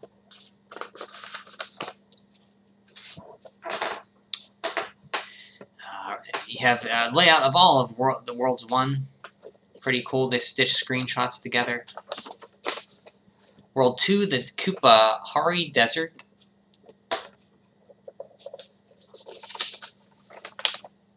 Yeah, this game was a huge hit. Every kid, I mean, my best friend Brett, he wanted this game. I wanted this game. My cousin wanted this game. Every kid wanted this game. It's funny. It's not even my favorite Mario on the NES. That would be Super Mario Brothers 2. But I do like this game.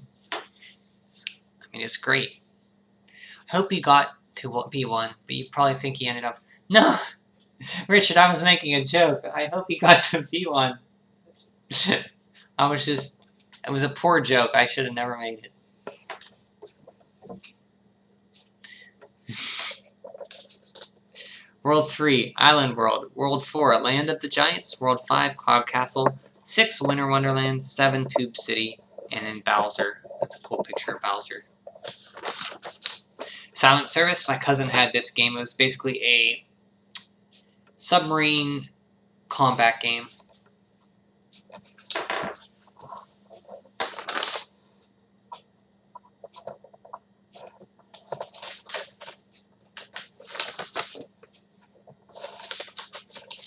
Consumer Electronics Show. Role-playing games, RPGs are playing an important role in many companies' futures. Games like SNK's unveiled Crystallis, and fast-paced RPG set in a post-apocalyptic future. Taito's Dungeon Magic is the first NES RPG in which the action unfolds entirely in a first-person viewpoint. Star Tropics and Final Fantasy are Nintendo's additions to the RPG field. Both are complex and long, playing with great storylines. Other RPGs on the horizon include Faria Wizardry, both from Nextsoft, Wall Street Kid, Magic of Sherazade, Culture Brain, Taro's Quest, Heroes of the Lance, Shinjin the Ruler. In the tradition of Hollywood, many Nintendo licensees are releasing sequels to their top games. In most cases, these sequels outdo the original's action graphics. Tecmo was giving the public their first look at Ninja Gaiden 2, which gets cinematic scenes and challenge. Supersede, the sequel to Contra, continues Konami's tradition of excitement. Action games Back to the Future 2, Ghostbusters 2, and Top Gun 2 were shown, and they had some features that improved upon the original concept programming work. On Gauntlet 2 and Tecmo Bowl 2.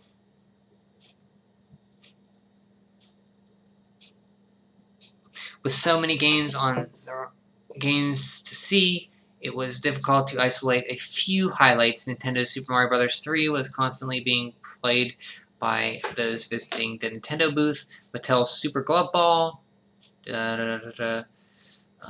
Maniac Mansion, Lucasfilms,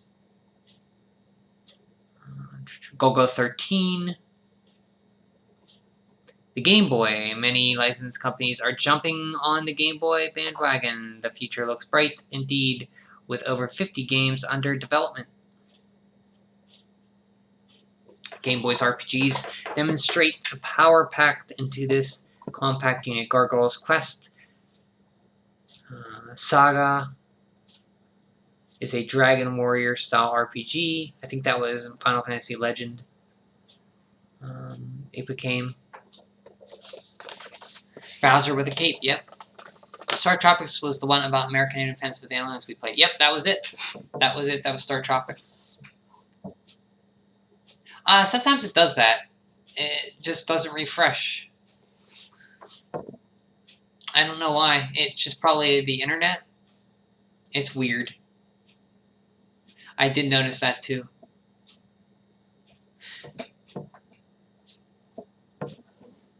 Pinbot 720. A Boy and His Blob. I did have this game. I think this issue is probably why I got it. Fun game, and very short if you know what to do. I never beat it growing up. I think I beat it once after when in my 20s maybe. But you feed your blob friend pet jelly beans and he turns into certain items, and you use those items to progress through the levels. So you feed him strawberry, he turns into like, I think, a bridge. Yeah, here they tell you. Cola turns into a bubble, apple a jack, tangerine a trampoline, honey a hummingbird, orange they don't tell you. Ketchup will make him catch up to you. Licorice will turn on a ladder. Coconut will be a ball, like a bowling ball. Cinnamon blowtorch, vanilla umbrella, root beer rocket, and punch will be a hole. You see there's an umbrella for the vanilla umbrella. And this was made by the guy who did Pitfall, David Crane.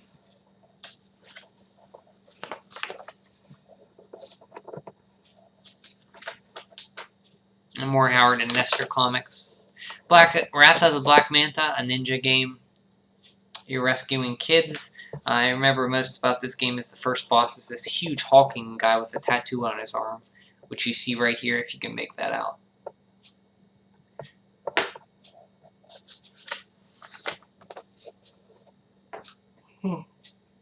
Cyanax. Wrath of the Black Bandit, I think I rented once. I never got into it.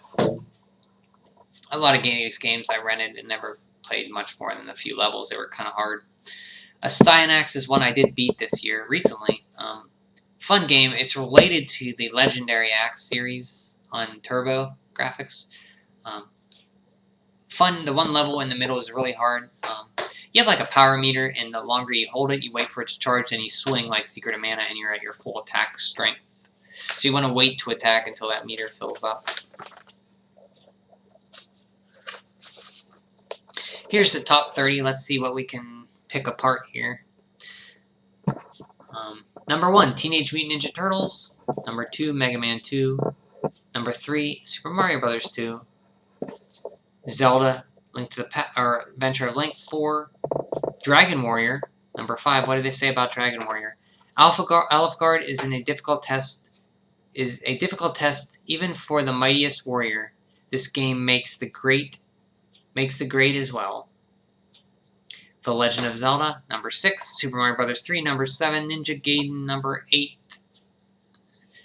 DuckTales, number 9. Tecmo Ball, number 10. So that's the top 10 there. And rounding out the next 20, we have Bionic Commando, 11. Tetris, Marble Madness, Mega Man, Faxanagu, Metroid, Strider, Blades of Steel, Contra, Bad Dudes, The Guardian Legend, California Games, Paperboy, Goal, RoboCop, Noombungas, Ambition, Batman, Baseball Stars, Jordan vs. Birch 1-on-1, and Wheel of Fortune.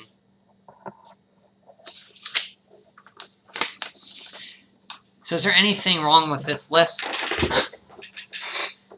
I mean, looking at it through 1990s eyes, I mean, that's pretty, yeah, I could see that list. This game, Ninja Turtles, was very popular. So that makes sense, it's number 1. Mega Man 2, yeah, Mega Man 2, that's good. Super Mario Bros. 2, yep.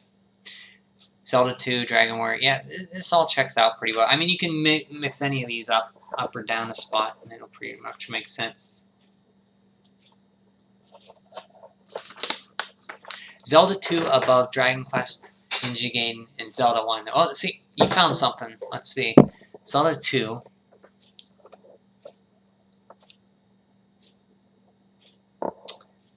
Dragon Quest. Zelda 1.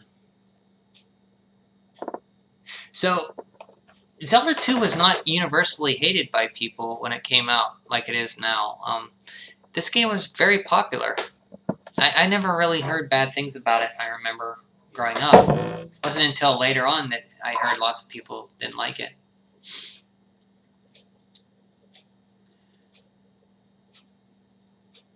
I didn't watch that. Have you seen that? I heard it was good. Batman vs. the Ninja Turtles? I heard it was pretty good.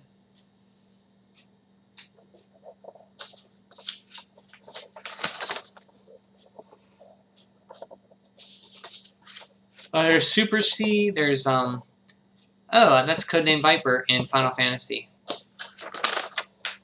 Final Fantasy, there was this, I never beat Final Fantasy, I think I told you that. So there's this contest you could enter to win like a treasure hunt or something. And they had the Summer of Final Fantasy is here.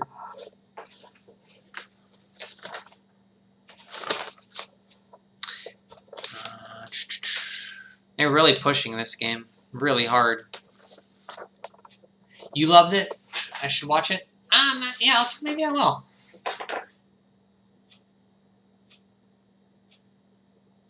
Can you get it on some service, or is it like on Netflix or Amazon or something? Yeah, Final Fantasy's artwork was really great. I never played this game much more than past the first castle. And you beat Garland.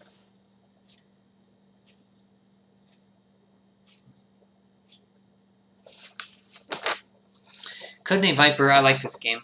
It plays like Rolling Thunder, but I never really played much of Rolling Thunder, but this is a fun game. It's a good game. Super C is very good, too. Sequel to Contra.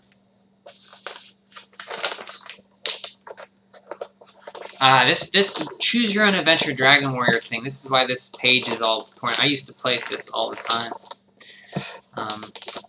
So it's like a Choose Your Own Adventure As a descendant of Edric, a great warrior of old, you are about to set upon the first leg of a quest to defeat the Dragon Lord, who has taken over the kingdom of Alefgard. You begin in Tantagel's castle, and as you stand at the gate, you must decide which direction to take. Do you go east, A, south, B, go to number 2, C, west, D, 4, north, go to number 4. So let's go east, go to number 1. So then you go to number 1, Town of Breckenary, buy a weapon on the armor before setting out. Head west, go to number 5. So then you go to number 5. Proceeding west, a red slime appears. Do you A, fight, B, run? I'll run. So it says go to number 14. Luckily, you've escaped, but you can't earn experience points or gold by running away. Return to the start. And so you do that. There's lots of things. I used to try to play like different choices. It's kind of cool. I did that a lot. That's how I first found out about Dragon Warriors, through this. Garland is technically a final boss, so you did beat it. Oh yeah, he's Chaos, right? There's whole time travel involved. Yeah, I know that. Yep. Yep.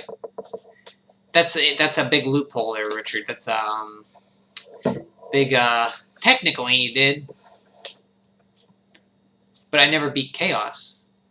He turns into Chaos, I think. I don't know how that goes. But here we have the Game Boy. Just came out, 1989. Excuse me, Nemesis.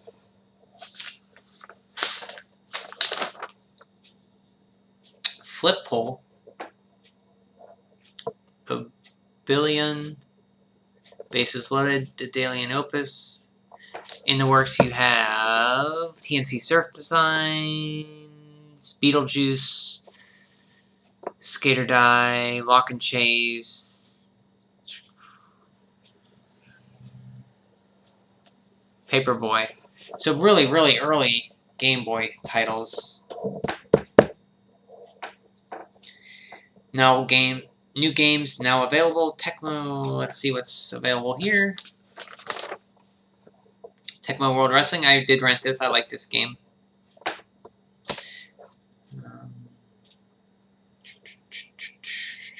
Abadox, I never played it.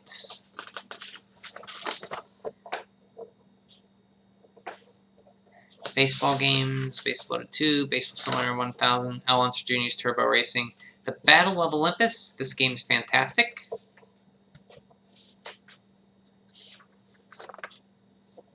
Xerxes is okay. The platforming parts are hit or miss. The shooting parts are pretty fun. What a sad Pokemon in this world this must have been. This is 1990. Yeah, Pokemon wouldn't come out for another 6 years in Japan, another 8 years in North America. Or in Brazil, I think. Sad Pokemon in this world. Yeah, those are very early Game Boy games they had there. Like very early, super early.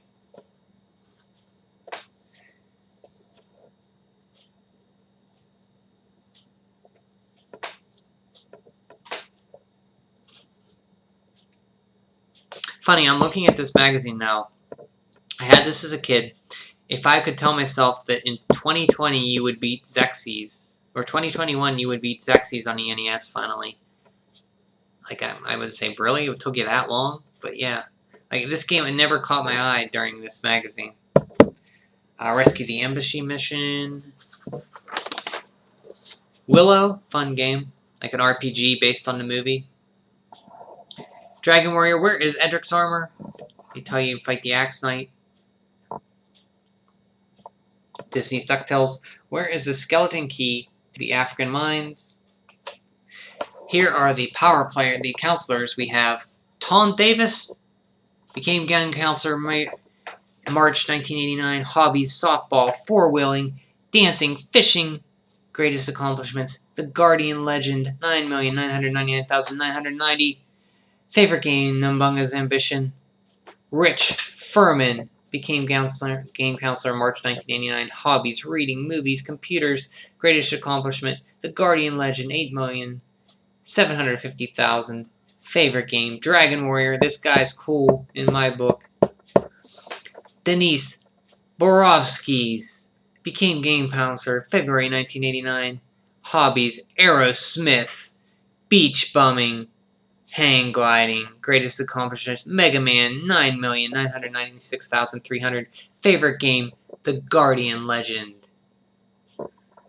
These people look too old to be doing that. Game counselors, they are probably in their 20s. People looked older back in the 80s, I think. Gar Lindstrom became game counselor in 1989. Hobbies, bowling, computers, chess, Seattle sports. Greatest accomplishment, first GPC to complete Friday the 13th. Favorite game, Genghis Khan.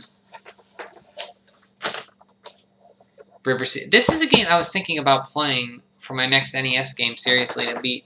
I've never beat this game or gave it much of a chance, and I'd like to give it a shot. River City Ransom. Shadowgate's one that I loved growing up. It's a fun horror-type point-and-click game. This game's fantastic. Legacy of the Wizard is great. Fantastic game. Look at the map of this game. Look at that.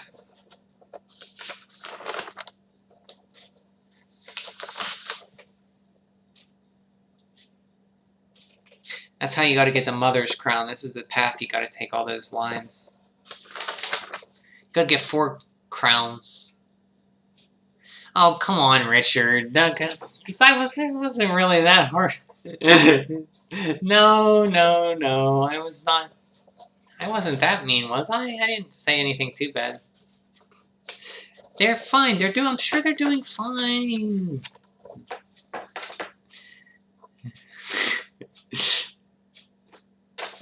Punch Out. There's the code for Mike Tyson.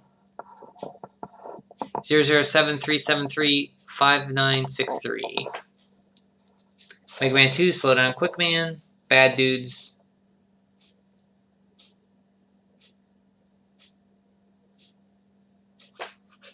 High Vibe Cobra Triangle. Double Dragon 2. Dino Riki. Zeracross. Vegas Dreams. I know you're kidding me.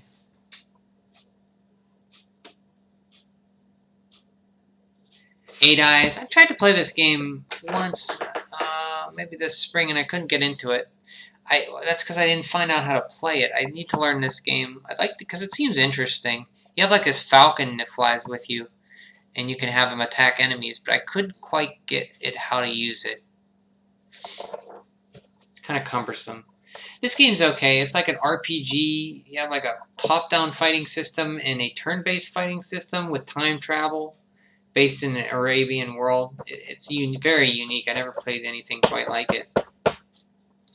Heavy Barrel's fantastic. I'd like to play that 2-player sometimes. Heavy Barrel, it's like a Contra top-down Atari Warriors game. But you have to open up chests, these lockers, to get items in them. And in the items, could be a piece of a heavy barrel. The heavy barrel is the ultimate weapon that you piece together. I think it's 5 pieces you got to get. And once you get it, you make the heavy barrel, and you become like an unstoppable killing machine for like a minute. Magic of Shahara looks cool. It's pretty cool. It dragged near the end, but that was fun. I'm glad I played it and beat it. It's very unique. Kings of the Beach, that's a volleyball game. Target Renegade, Marvel's X-Men, that game is not good. Destination Earthstar, a Zapper game. Remote Control, based on the MTV game show I remember. Win, Lose, or Draw, based on the game show Vegas Dreams. Top Gun 2. My cousin had Top Gun. I played a lot of that. Dash Galaxy in the Alien Asylum. Rock and Ball. Puss in Boots. Fisher Price Perfect Fit. Fisher Price I Can Remember. NES Achievers. They tell you how to take a picture of your screen here. Turn out the lights, dummy.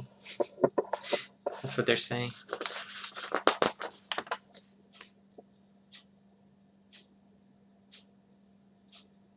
Okay, here's a Nintendo Power Quiz. Number 6. If someone asks you a particular tricky question considering Dragon Warrior and you don't know the answer, do you A. make up an answer to get them, B. tell them you have no idea what they're babbling about, C. know nothing and walk away leaving them, D. find the real answer, B. back for just something? I thought they had a Dragon Warrior question, that's why I read that.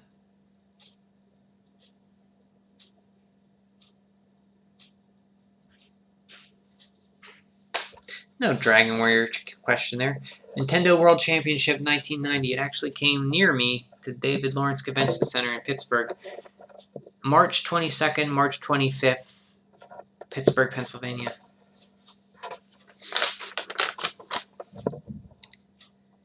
They're pimping some stuff they have here. We have to tell our moviegoers are missing out on a true sequel to Top Gun. Oh yeah, that sequel was supposed to come out last year, I think, right? Because of COVID, it got pushed back. I never played Top Gun 2 for NES. Sarah Gilbert from Roseanne and like a TV star. She reviewed A Boy and His Blob.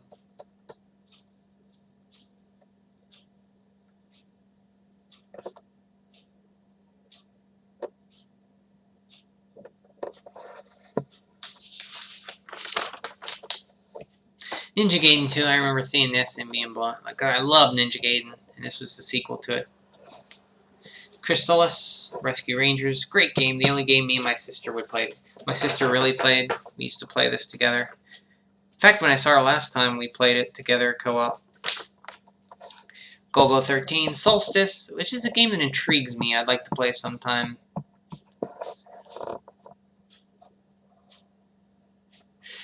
Choose option E, tell them the answer, and then pester them with 10 more questions. You were full of questions during Dragon Quest XI, but I loved it. Like, you were there with me through that whole 42-part stream of Dragon Quest XI. I appreciate it. I just feel bad when I was fighting Time Worm, I rarely talked to you, because I was so involved in that fight. I had to put 100% concentration in that fight. Maniac Mansion. Battle Chess, Little League Baseball, Castlevania 3. Fantastic game. I had that. That's a great game. It's a good game. Yeah, I was saying Solstice intrigues me. I'd like to try this seriously sometime.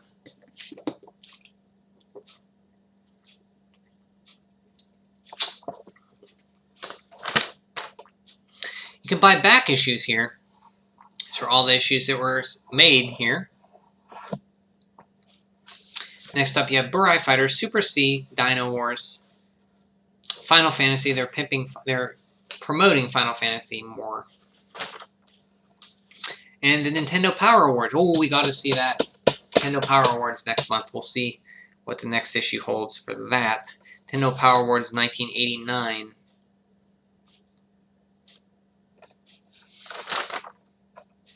Here are the nominees. Let's see what we've got for nominees for this, Richard. Best Graphics and Sound. You can vote for DuckTales, Guardian Legend, Mega Man 2, Ninja Gaiden, or Strider. Best Theme Fun. Dragon Warrior, DuckTales, Mega Man 2, Ninja Gaiden, Teenage Mutant Ninja Turtles. Castlevania 3 or Super Castlevania 4. You can only choose one and never... Wow, Richard, why do you always have to ask me these questions? They're terrible. Why can't I have both? If I had to choose one?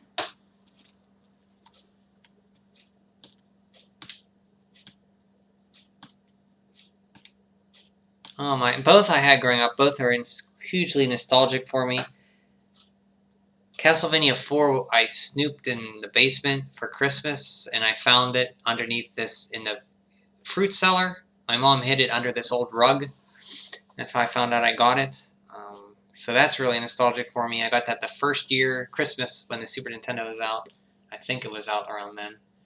Castlevania 3 I had too, growing up. Oh, God, Richard.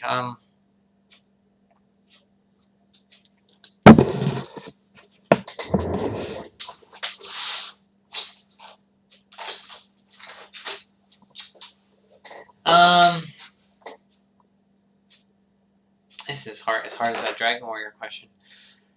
I'm going to say Castlevania 3. As much as I love Castlevania 4, I like the characters, different characters in Castlevania 3. It's a little more challenging in Castlevania 4. I mean, Castlevania 4 is still challenging in parts, but 3 is a lot more challenging. So I could play it more, I think. You chose Castlevania 3. Oh, good. Because of Alucard. And I know you were mentioning Dawn of Sorrow. I don't really have a way to stream it. Unless I could stream a DS or 3DS. And we were talking about Julius mode. I'd probably like that better. And you could help me find a good ending so I wouldn't waste my time. Hey, Turtle's back. Welcome back, Turtle. You snuck back on your phone. Like playing that one game on Game and Warrior on Wii U where you're playing games and your mom's walking by and you have to play the game while watching the window for her to pop, or the door for her to pop in, and you gotta hurry up, and when she's about to come in you like put the covers back up over your head.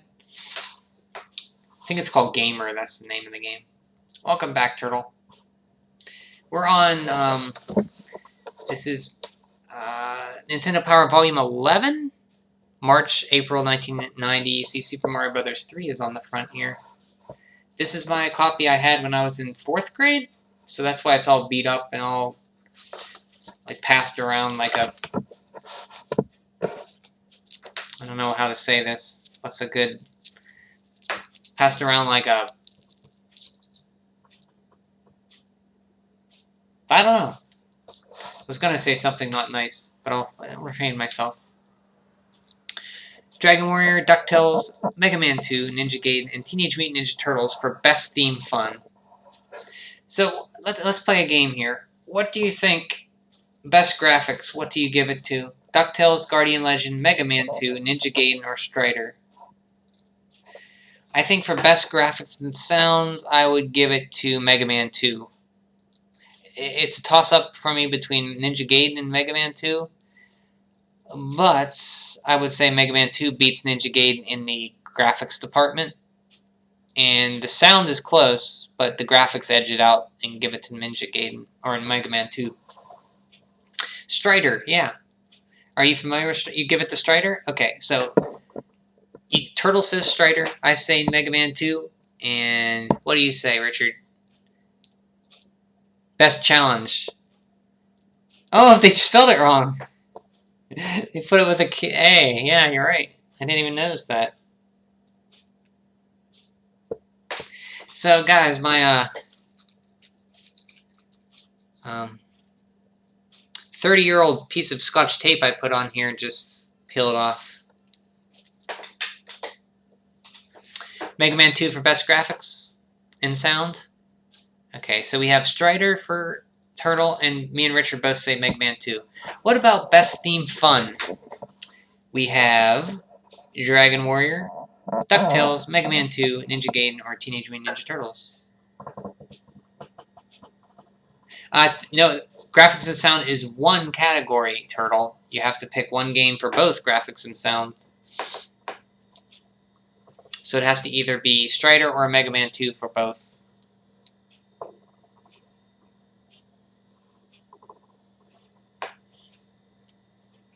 So I should write these down. We'll see who wins in the next issue here.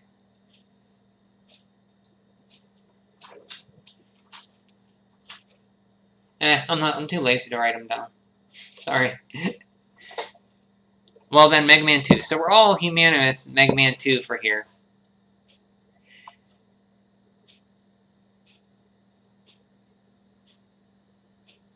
Okay, so best theme fun is basically which one's the best fun to play? Which one do you have the most fun playing? Which fun is subjective, I guess. I mean, some people would have more fun playing an RPG than, say, DuckTales. But it basically means best fun, I guess. It's a weird term.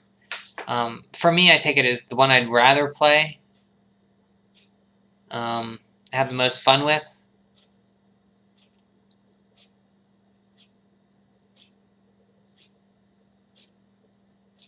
I think as much as I love Dragon Quest, it's much of a slower paced game I'm not always in the mood for. DuckTales is fun, for sure. But it's kind of short. Mega Man 2 is great. It's up there right now for me. Ninja Gaiden I love, love, love. It does have some frustrating parts. Ninja Turtles I like too. I'd go Mega Man 2, I think. You'll go DuckTales, and Turtles going for Teenage Mutant Ninja Turtles. And I'm going Mega Man 2. Best challenge we have. Best challenge, sorry. You pointed that out, Richard. Faxanadu, Mega Man 2, Ninja Gaiden, Stealth ATF. Wow, that's a deep cut. Or Tetris. I'd say Ninja Gaiden. I didn't play Stealth, but Ninja Gaiden is probably the toughest of those.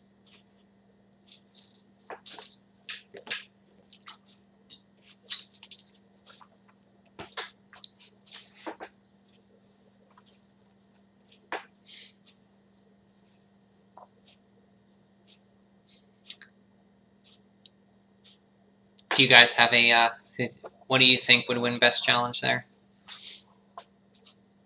Stealth sounds like a challenge. Okay, so Turtles going for Stealth ATF. I think that's a fighter pilot game. That's like a plane flying game, Turtle. Yeah, I think Ninja Gaiden is tougher than Mega Man 2 as well. Yeah, I don't know why Tetris is up there. I was thinking that same thing, Turtle. I do not know why. I'm terrible at Tetris, but I wouldn't call it challenging. It's just I'm not good at it. You can't really lose at Tetris. You can, as long as you get one thing line, you kind of win. Best play control. So which one plays better with the controller? DuckTales, Guardian Legend, Mega Man 2, Stealth ATF, or Tetris? Never played Stealth. That's a spaceship game, or spacecraft game. Tetris, I never really cared for Tetris. I know Mega Man 2 plays great. I know the Guardian Legend plays great. I know DuckTales plays great. So for me, it's these three. DuckTales has some weird hit detection and some wonkiness sometimes. So that's out. I'd have to go Mega Man 2 for this. I love Guardian Legend, but I think Mega Man 2's play control is better. And so Turtle goes for Tetris for play control. And I go Mega Man 2 for play control.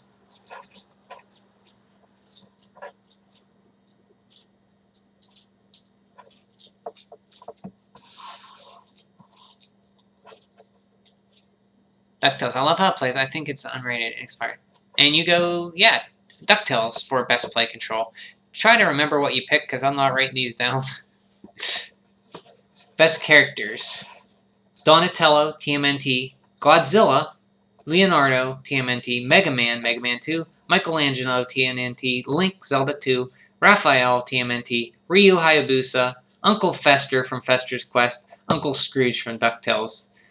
So can you see that? You probably can't see this, but Donatello, Godzilla, Leonardo, Mega Man, Michelangelo, Link, Raphael, Ryu from Ninja Gaiden, Uncle Fester from Fester's Quest, or Uncle Scrooge. If you need me to repeat those, let me know. I think I'm picking Ryu Hayabusa from Ninja Gaiden is the best character for me.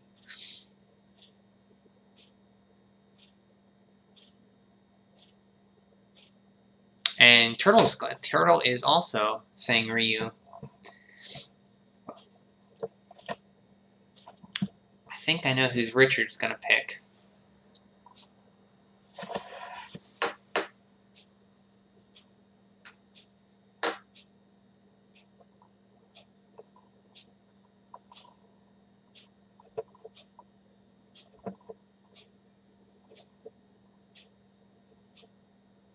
TMNT has an unfair advantage with all his candidates. That's what I thought too, so I didn't pick any of them. because I can't pick one turtle out of there. Uncle Scrooge is my favorite. I think I see much of me and him. So you're going Uncle Scrooge then? That's a good choice. Oh, I was Dead or Alive, the fighting game. Yeah, he's in there. I've never played it, though. I've heard it plays pretty good.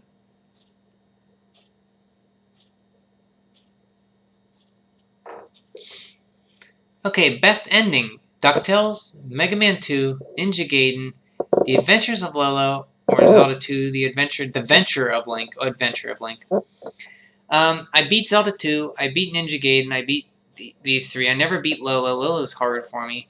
Out of these four, then, I would say... No, it's not DuckTales. Mega Man 2 has a great ending. Ninja Gaiden, the ending is not great, but the music's great. Zelda 2. I'm going to give it to Mega Man 2 for the best ending. It's beautiful and the combos are endless. So you're a fighting game fan, Turtle? I haven't been into a fighting game since Street Fighter 2. Zelda 2 for Turtles, going Zelda 2 for best ending. It's a good choice. I'm going Mega Man 2. I picked a lot of Mega Man 2. I don't even like... I mean, I like Mega Man 2, but like a lot of these games, like I like Ninja Gaiden better than Mega Man 2.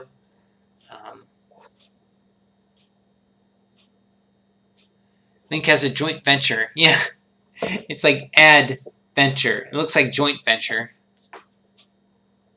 Yeah, Mega Man 2 had best ending, so 2 for Mega Man 2, and Turtle says Zelda 2. Pretty good choices. Best player versus player. Baseball Stars, Hoops, Marble Madness, Super Dodgeball, Tecmo Bowl. I'm going Marble Madness. Just because it's not a sports game.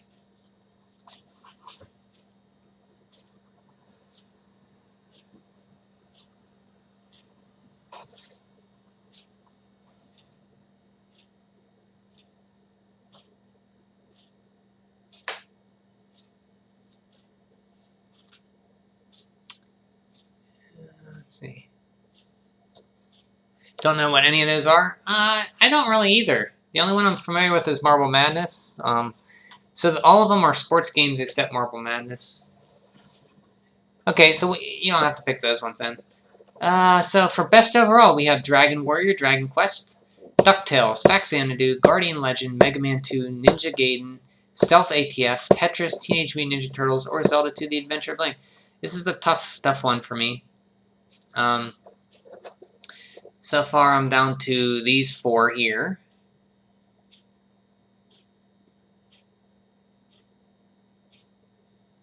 So would I play Zelda 2 or Ninja Gaiden? I'd rather play Ninja Gaiden.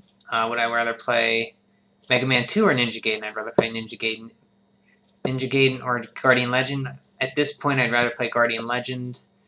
Faxanadu or Guardian Legend? Probably... Oof, that's tough.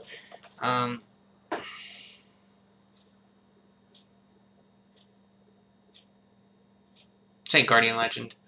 DuckTales or Guardian Legend. Guardian Legend. Dragon Warrior or Guardian Legend. Which is the better game between those? I'm going to say Dragon Quest for me is the best overall.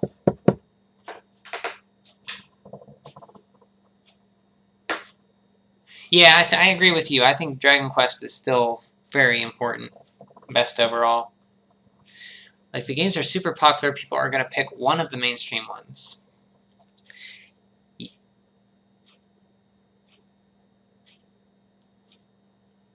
I'm going Dragon Warrior, and Richard's going Dragon Warrior. So, I mean, that was tough. All these games. I never played Stealth. These are fantastic. That's it. That's for March, April 1990. And in the next issue, let's see what we got here.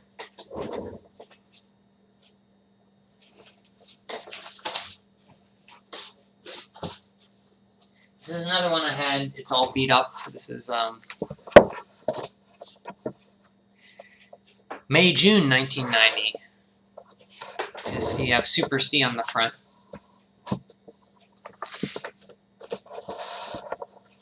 Came with this neat classifies information portfolio with a whole bunch of tips for games. Arkanoid Dynariki, Robocop, Cycross, Super Mario Brothers, Super Pitfall. So, Super Mario Brothers had a continue code. When the game is over, press and hold the A button and press start, and you continue from the last world of 3, the world you left off at. I never knew that as a kid. Bubble Wobble, I used to play this a lot at my friend Brett's house. Fun game. Karnov, and that's a janky fun game. Ghosts and Goblins, I just beat this game. It took me 6 hours to beat both loops a few weeks ago. Very tough game. Unlimited continues though. Robo Warrior, I love this game. I beat it last year. Fantastic game. I never heard of. Took me a while to figure out how to play it. Maybe a few play sessions to play it, but very fun. Bad Dudes. I mentioned I want to play through this sometime. Contra, Contra's good. It's very good.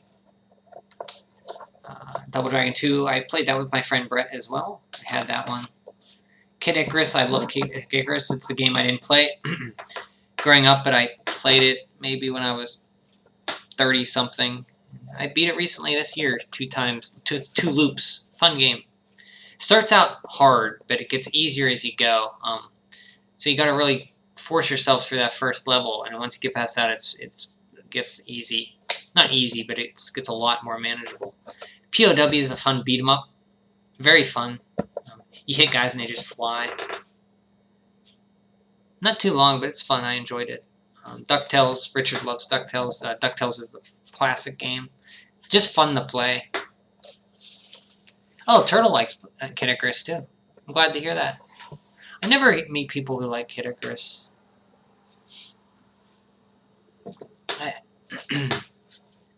Made on the Metroid engine. You notice how it's scrolling and everything. Made by the same team who did a Metroid, actually.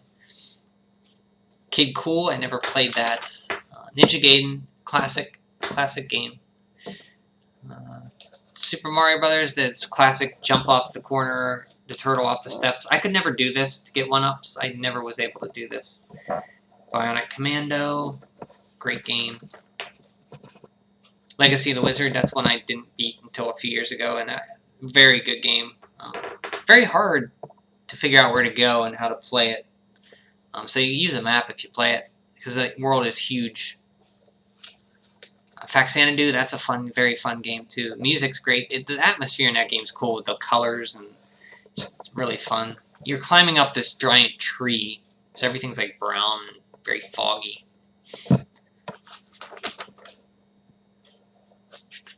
Guardian Legend, fantastic. Mixes like exploration top-down. You get stronger with different items, weapons you find, and then you go into these like gates in the ground and you do vertical shooting sections. You're a woman who turns into a jet.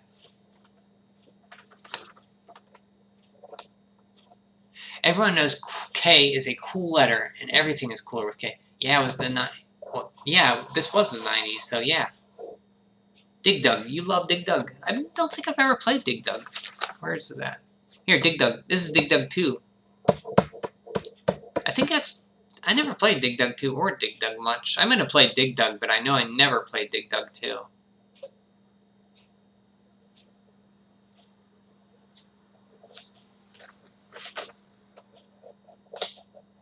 Rambo. It plays a lot like a adventure game. Except school. Not even a K can say that. Ooh, nice. Nice. Man, yeah, school sucks.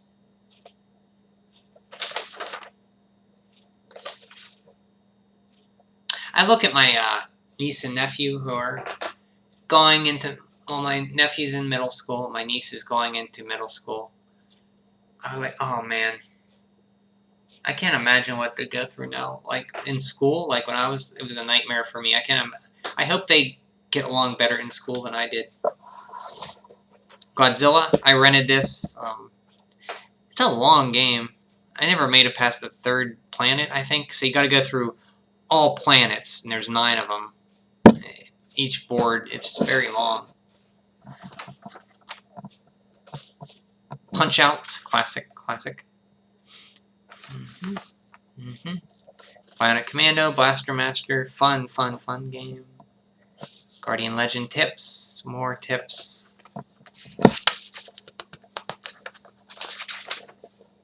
Rambo, Zelda.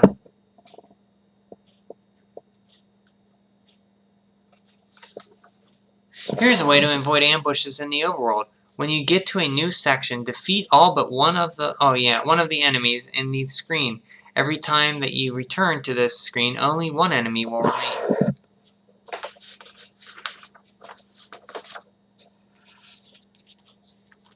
I hope I am a cool, quirky uncle. I hope so. I hope they like me. I mean, they seem to. I'm seeing them in about 2 weeks. I'm excited. What was on the last page? Sorry. I may, and I like how you spelled it with a K. Cool with a K. Remember the cigarettes with cools? They were spelled with a K. So on the last page, you had a Nintendo Entertainment System game list. This is the tips, the games that they covered in this section, like a table of contents, an index. So if you want to look up codes for these games, you could look up the game. And you had Load Runner and Motocross Maniacs. Load Runner is like it's like a puzzle game. I'm not sure. I never played it. Japanese writing on it. Let's see.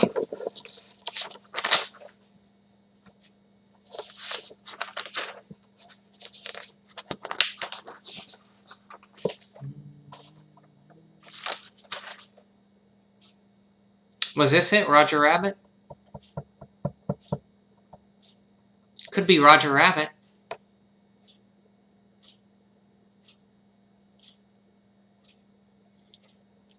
Ninja Goon, welcome. Good to see ya. How are you doing this evening? There's someone fixing issues, adding new stages and characters to the Godzilla NES game. Based off of creepypasta. Really? Are you serious? Is that recent? That's something. I mean, they have issues to fix, but adding new stages and characters.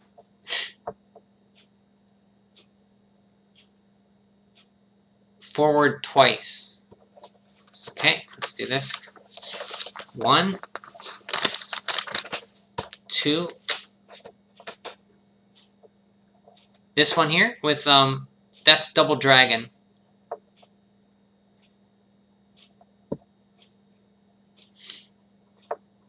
Yeah, look it up. I ain't no liar. I was just surprised. Check this out.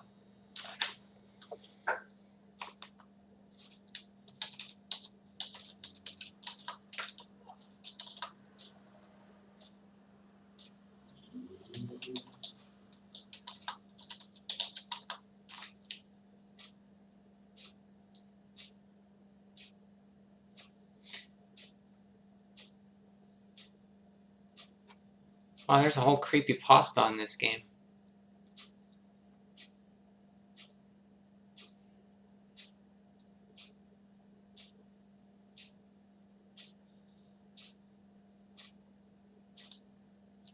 Wow.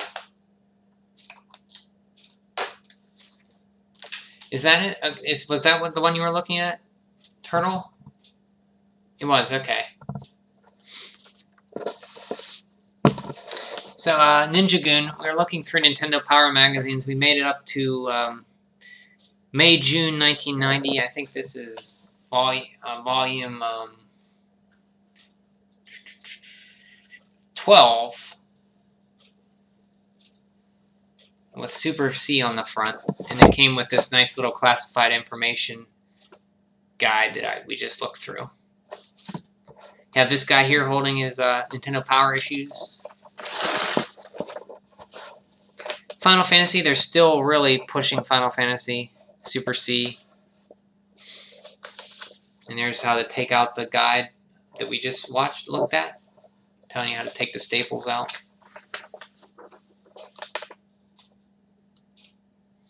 Okay, let's have a look. Let's read some nice letters here. I have had my Nintendo for about 2 years now, and I have had 8 games. I heard on the 6 o'clock news that it only takes $4 to $5 to make a game. Why are they about $40 to $50 at stores? Billy Wilson, Saratoga Springs, New York. Oh boy, they're writing a big response to this one. Game packs are like human brains. They process information. In fact, the entire human body isn't worth much. With inflation and all its components are all just about as much as game packs components are, but most of us like to believe we're worth more than that. Like human brains, it's how we use the game packs memory capacity that counts, and once our engineers put their gray matter to work designing and developing a program to best use the game pack's memory is the biggest challenge and expense. Add to the programming packs on. So it's saying a whole bunch of stuff. I saw The Wizard last weekend. It was great. I want to write Jenny Lewis, the girl in that movie. Do you have her address? Jason Kendall, Boston, Massachusetts. Surprised Pokemon wasn't on the front page since Game Boy was there. Well, this is way before Pokemon. Yeah. This is 1990. So Pokemon was still 8 years away in North America and South America.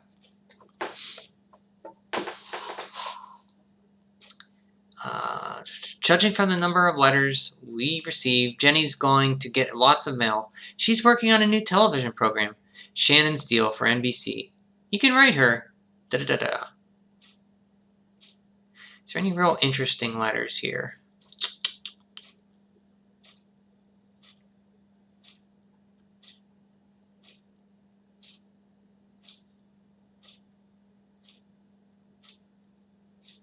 Oh, here we go. We more these are hilarious power profiles.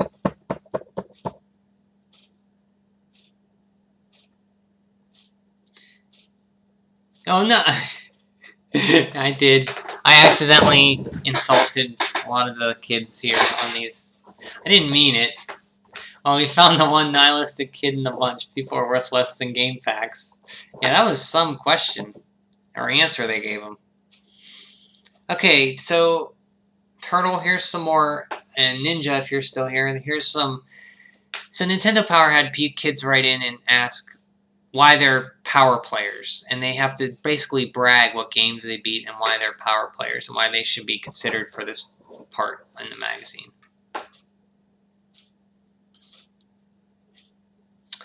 It's only a game. What you have to be mad. Okay, so this guy. I hear that you're looking for power players. Well, you just found your man. I'm 14 and have 37 games. I got my Nintendo when I was 11, and I think it's totally awesome. I have played many games and beaten most of them. Blaster Master, Ninja Gaiden, The Legend of Zelda, and Akari Warriors are a few that I've beaten.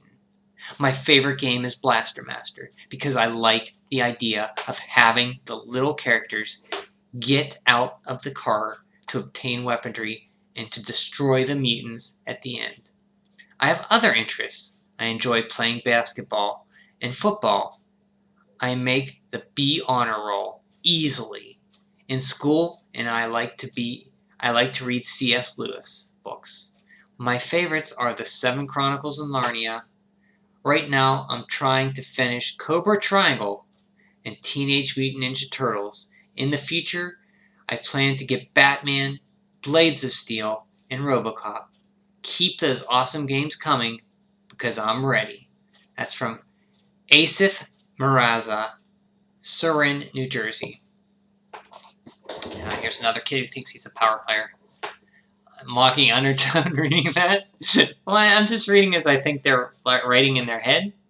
So here's this kid.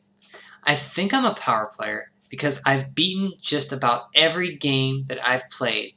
Altogether, I've beaten 19 Nintendo games. So far, my game pack library is small.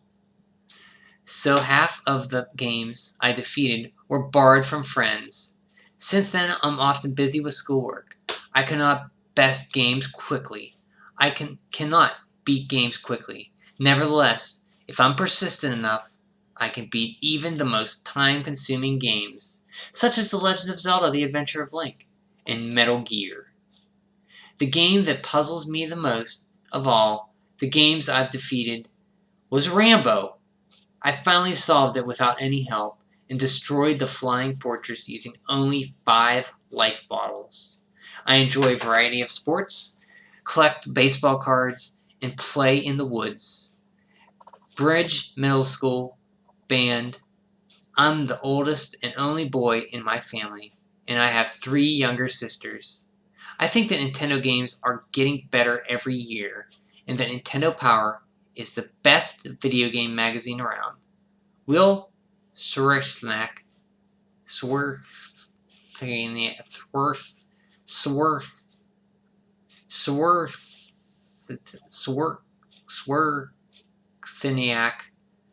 Elmhurst, Illinois. Oh, this kid's 17. He's gonna have some bravado. I just know this kid's gonna have some bravado about him. He's 17. He's going to be very bright. Let's see what this kid has to say. Okay.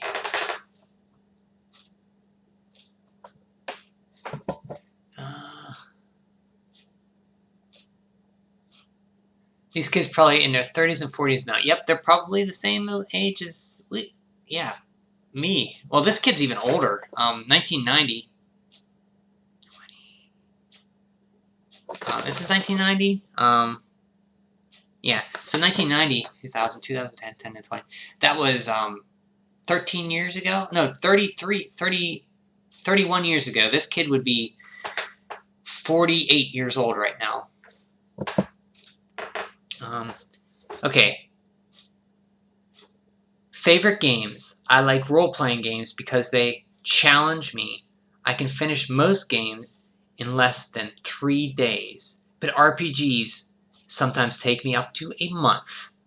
Ultima was really challenging. My favorite game is Dragon Warrior. Yes. I played lots of Super Mario Bros. 3 before the NES version came out on the Play Choice coin-operated machine. Flying as a raccoon Mario is tricky. Accomplishments I've beaten so many games that I can't list them all. But a few are Dragon Warrior, Ultima, The Adventure... that's fine. I've beaten too many games, I can't list them all. Then he proceeds to list... Okay, he's going to list some of them. Here we go. Dragon Warrior, Ultima, The Adventure of Link, Mega Man 2, Strider, and Faxanagu. When a local toy store had a Super Mario Bros. Challenge, I ended up winning. Each person got to play for 5 minutes, and my high score was 389,000. What's really great is that I received a Game Boy for winning, so I also bought Super Mario Land. Future games, I plan to get any RPG that looks cool, and I plan to stock up on games for my Game Boy. I'm also looking forward to Super Mario Bros. 3, Zelda 3, and Dragon Warrior 2, if they're coming out. Interest playing video games and skiing at nearby Mission Ridge. To pay for video games and skiing, I usually work summers at a cherry farm. Advice to anybody who doesn't have a Game Boy. Say get one. I say get one. It's great. You'll love it, especially on long trips. Okay, so that wasn't nearly... I mean, besides the part of too many games to beat the list... Too many games to list that he beat. So tell me, where do you think the humans are worth less than Game Pack's kid is nowadays? Oh, this kid? Where was he at? Billy Winslow? Sarasota Springs. Oh no, that was Nintendo Power's response. They thought that it was worth... He asked why are game packs costing $40 to $50 when they only take $4 to $5 to make. Nintendo's Power's response was that whole spiel of game packs are like humans. They were trying to say this is why they cost so much. But Billy here, I don't know where Billy. I would hope to think he's successful. Saratoga. What's popular in Saratoga? I've never been there. New York. Okay, I think Billy moved out of New York and went to New Jersey for a while. Got married, had some kids, got a house, sold the house, moved back to New York. I think he's currently in Yonkers right now. I think Billy's in Yonkers, New York. I think he got a divorce, but he still keeps in touch with his kids, you know, still sees them. He's pretty close. So that's the Power Players. Drinking beer, thinking about them good old days. Yep, that's why I like to do these. I like to browse through these magazines because they bring back lots of... just seeing these is like... Yeah, I mean, it's a time capsule, basically. You get to see what games are coming out. And, like, what... Because this is my copy. I can remember where I was and stuff. What I want to know is why there is so much testosterone. Well, I think it's the way I'm reading it, too. It sounds too... I think the way I read it, my inflection makes it sound worse than it actually is. Yeah, but there is kind of a macho-ness to these kids, like one-upping each other in these players. Yeah, I take that back. Like, even if I didn't read, like, in my tone, it would still be very one-upmanshipy, these kids to each other. This whole video spotlight, like, send in your accomplishments for NES games so you can brag about us, and then see, you know, brag in the magazine here. It's kind of a bragging thing. Flint from Mother 3. I never played Mother 3. I've only played Earthbound. Flint. Are you playing Mother 3 now?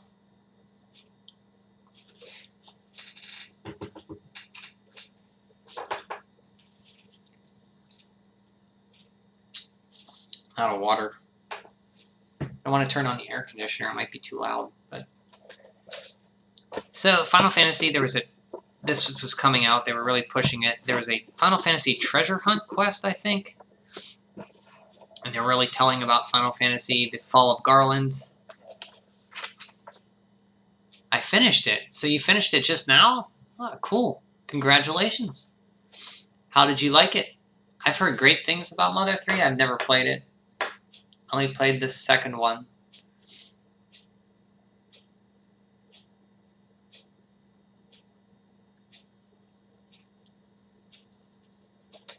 Three Light Warriors, so you make your party. They basically go through, this is the furthest I got was just like, I didn't even get to the Cave of Matoya. Like, this is one game I never played.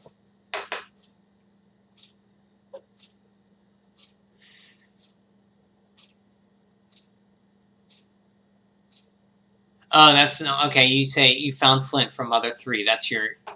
You finished it. Okay, I see what you're saying. Sorry. Thanks for the explanation, Ninja. It was sad you finished it 2 years ago. I heard it's sad. Names and games. Name the game Final Fantasy. It gets 14 sequels. Yeah, this is the very first one.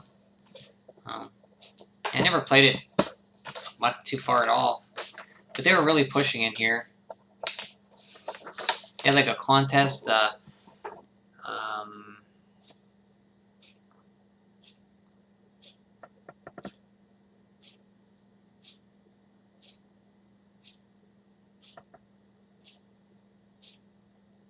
guess you answer these questions. Where'd they have? How old was Erdrick when he died? So there's a tombstone here, I think, in the game. Here lies Erdrick from Dragon Quest. So maybe you have to play the game to find that one out. That was confusing me. But I guess, what's the first prize of these here? Answer questions made. Rolls. What's answer for October? I don't see what the prizes are. Super C, very fun game. I don't know if I like it better or... I mean, both Contras are great. It's hard to pick which one I like better. Probably the one I'm playing at the moment. Like, if I'm playing Contra at the moment, I'll probably... Yeah, this is better. If I'm playing Super C, yeah, this is better. I played more Contra growing up, I think.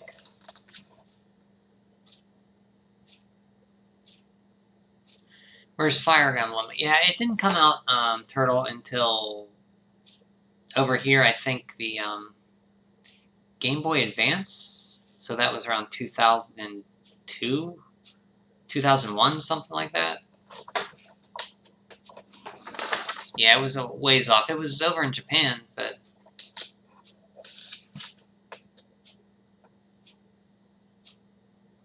Dino Wars, I never played this. If you guys played it, I'd be interested to know what it's like. I haven't played it.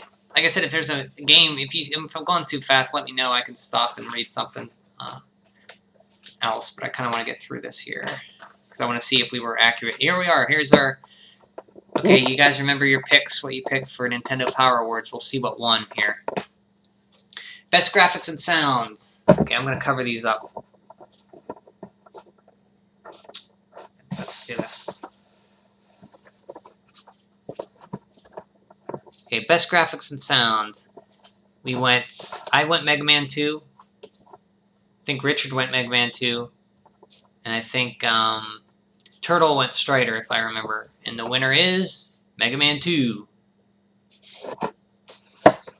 Best challenge. I think I went Ninja Gaiden. Richard, I think, went Ninja Gaiden.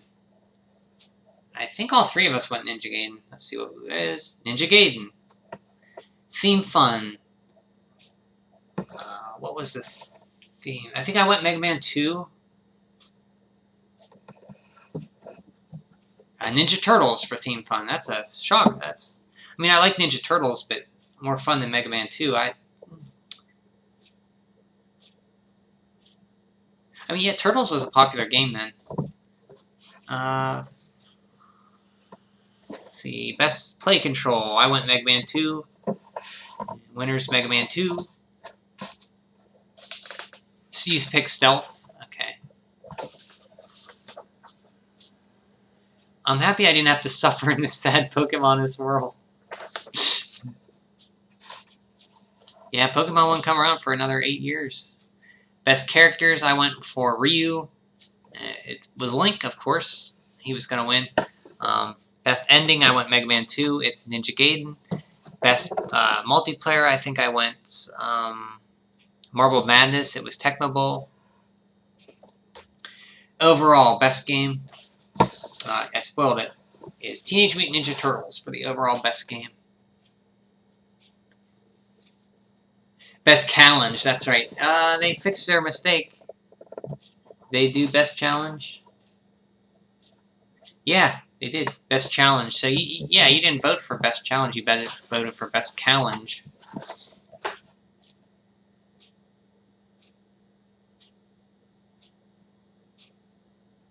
You think the best controls should have went to Tetris, huh? Yeah, Mega Man 2 dominated. I mean, it's a good, very good game. There's a reason it's considered one of the top 8-bit games.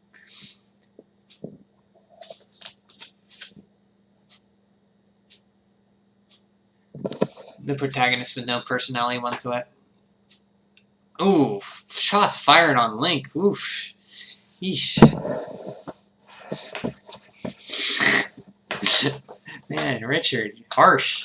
I think you rubbed off on me this time when I was accidentally insulted those kids today. Howard and Nestor. Codename Viper. This is a fun game. I was only ever able to beat it on easy, though, because it gets pretty tough. You have to, like, go through the stages. You have a super high jump if you hold up, and you have to hide through these doors and have from enemies and let them pass. Go through doors and get power-ups for your gun, get extra lives, and then find the main thing you're looking for is the main informant of the level to progress you to the next level. and hostages for points. It's a Capcom game. It plays very well. Burai Fighter. I played this year and beat it on, I think, easy or normal. It's fun. You can shoot, lock yourself in position to shoot. Like if you hold the A button or B button. If you turn and hold your B button, you'll turn left, and then you lock left. You can shoot there, and then you turn right. You hold the B button. You can lock right, lock up, down to shoot. It's pretty fun. It also had a Game Boy port, I think.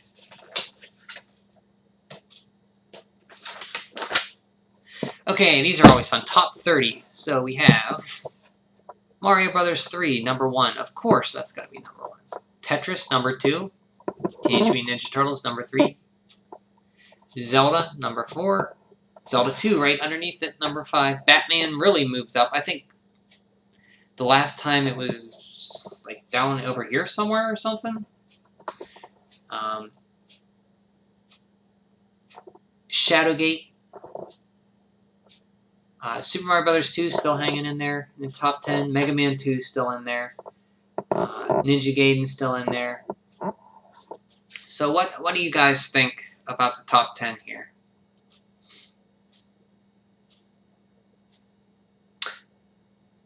I think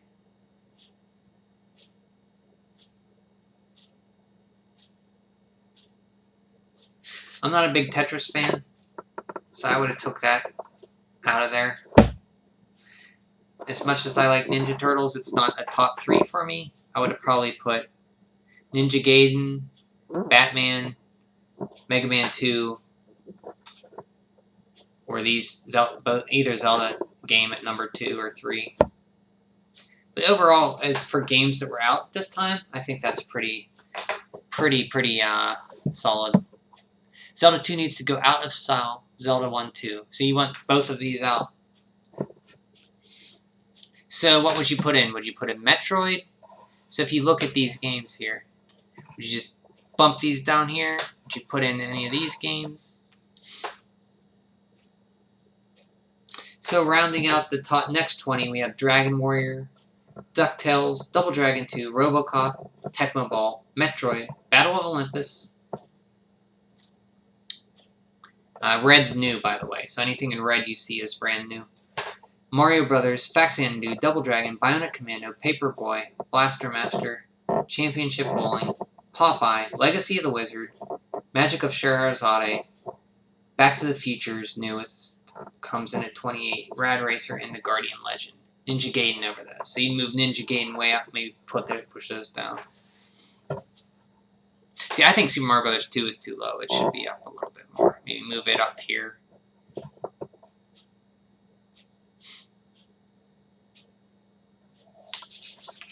That is the top 30. Now, new games available now. We have Adventures of Lolo 2, Rocket Ranger. Oh man, I'm cutting off here. Wasn't in frame here. Let me move that back into camera.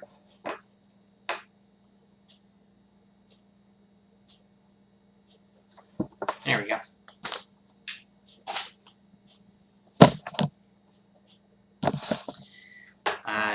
Never played Rocket Ranger. Don't even know what it's about. Wheel of Fortune. It's Wheel of Fortune, Tombs and Treasure. Never played that. Journey to Silius. Very fun game. Good music. Game Boy. So the Game Boy's still new, so they're having a special section for it. Batman's fun on Game Boy. Has this cool effect where the screen spins when you go to the next level. Good music. Gargoyle's Quest is fantastic. It's like an RPG light with like good platforming. Very fun. Kicks. I never played this. Bases loaded. We can skip over sports. Fist of the North Star. Never played it. Never played that. I think Fist of the North Star is based on the anime Haku no Ken or whatever. Double Dragon, I think, is a port of the NES game. Wizards and Warriors, never played it. Wizards and Warriors X Fortress of Fears, I should say. Here we go. Previews of upcoming games. Ninja Gaiden 2. This is where I really found out about Ninja Gaiden 2 and wanted to buy it. Because I love Ninja Gaiden.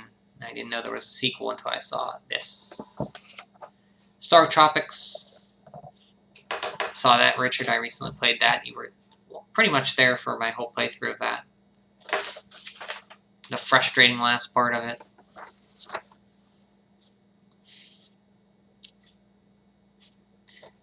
Moffat Conspiracy, Golgo 13-2. Crystalis.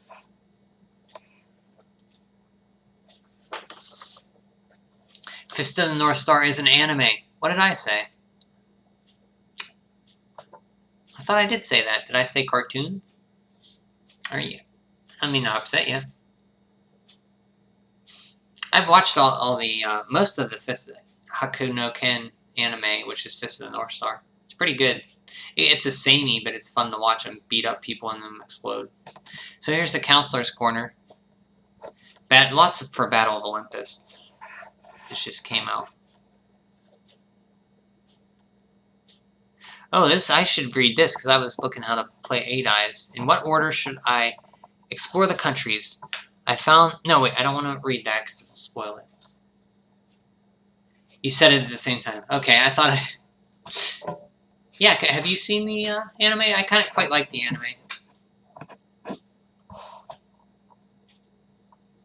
Oh yeah, Star Tropics was the one where you made references to colonialism, revolutionary America escaping colonialism of Europe. The giant alien king was King George III in securing independence. Yep. I remember that. I don't even know how you got onto that. Oh, because all the American references, they played American songs.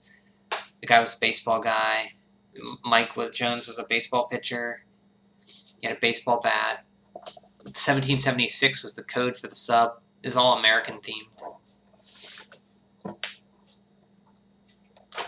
So you see lots of people need help for Battle of Olympus. It's a very tough game. Willow. How do I get the Spectre spell? How do I get the Crown and Iron Sword? Okay, we got our new counselors here. Let's see what we're up to here. Mark Coates became gameplay counselor April 1989. Hobbies, computers, chess, rowing. Highest game score finished 50. Fife of Nabanga's Ambition in 17 game years. In 17 game years. Favorite NES game, Super Mario Bros. 3. Paul Reed. Hobbies, acting. Cartooning. Interesting. Writing, travel, highest game score. Solved Ultima's favorite NES game, Mega Man 2. Thad Kreischer. Hobbies, playing music, writing, hang gliding, and rock climbing. Highest game score, completed Bionic Commando with one hand tied behind my back with a score of well over 1 million. Favorite NES game, Mega Man.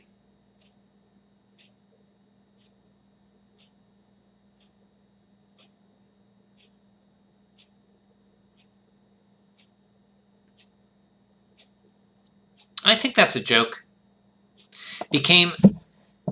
Okay, Kevin Johnson. Hobbies, weightlifting, biking, sports, highest game score, 17,383,427 on Legendary Wings. Favorite NES game, Battle of Olympus.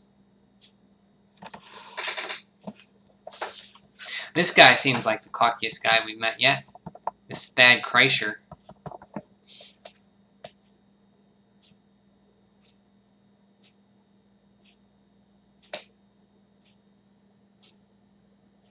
What was that, Turtle, in Japanese you wrote? They had to save Uncle Sam. Let me translate this here and see what we got.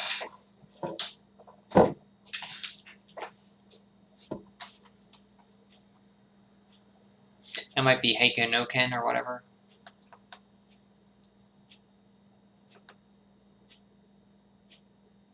You're already dead. Got it. That's what Ken says. when he punches somebody. I like Kevin Johnson. Yeah, he was cool. And his favorite game was Battle of Olympus, and he did great on Legendary Wings is cool. Help on Shadowgate. Batman. So here's the tips for classified information. Super Mario Bros. 3, 1-Up Frenzy. I used to do this. You basically go to 1-2, I think, and you bounce off the Goombas that keep coming out of the pipe, and you float with the raccoon tail, and you get 1-ups. A Steinax.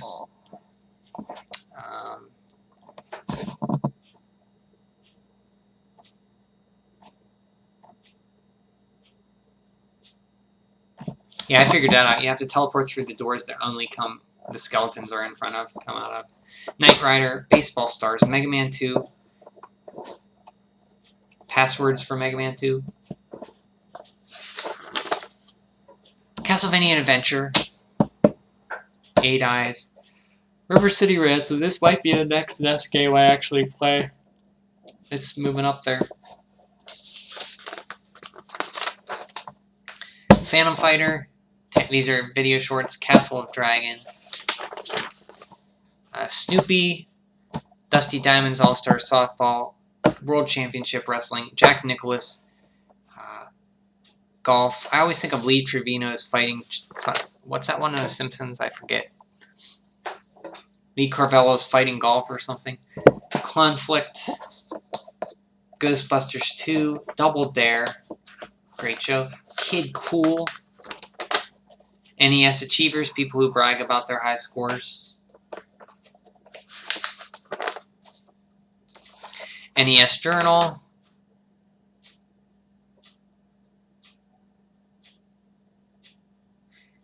Big news for comics. Nintendo Comics coming out.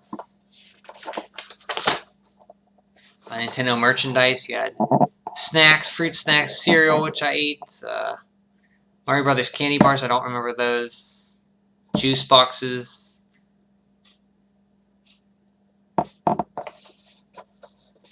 Here's Willie Ames. Celebrity profile. Willie Ames. He really likes Top Gun, apparently.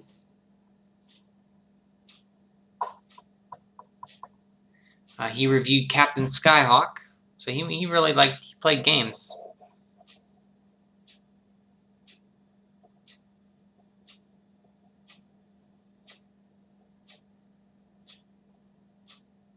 Oh, he played Buddy Limbeck in Charles in Charge. I've never seen Charles in Charge, but I've heard that name. That is Buddy. That is Billy. This guy right here. That is Willie Ames. He played Buddy Limbeck in Charles in Charge. It's an American sitcom. Joker suit. Man, vicious. Packwatch Worm. It's a decent game. Isolated Warrior's fantastic. Made by Kid, who developed both G.I. Joe games. Every game I played by Kid is fantastic. Low G-Man. It's pretty... I played a little bit of it. It was kind of choppy. It seems like something I'd like to play sometime. Castlevania 3, that's fantastic.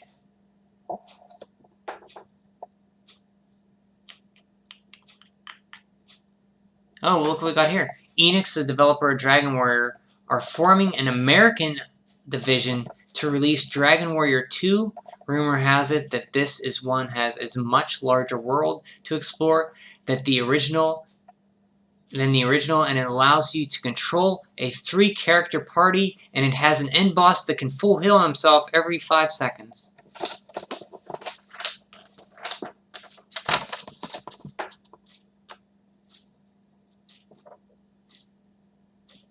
That part at the end I threw in. Richard will get that last part.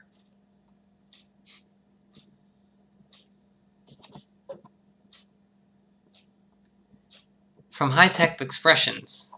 Following the success of their educational games designed for younger players, Sesame Street 1, 2, 3, and ABC High Tech will be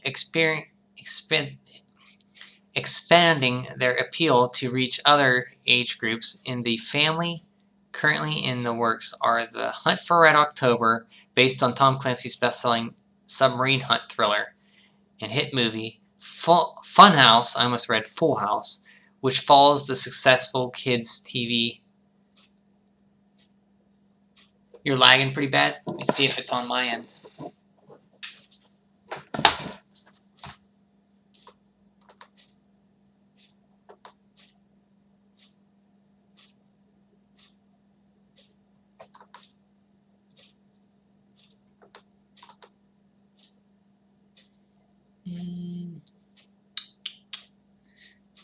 I have a few drop frames, but nothing too terrible.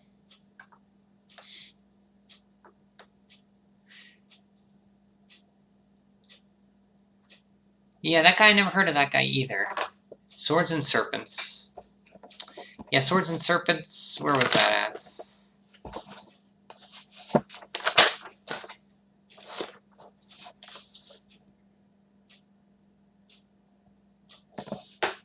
FCI, Dungeons and Dragons,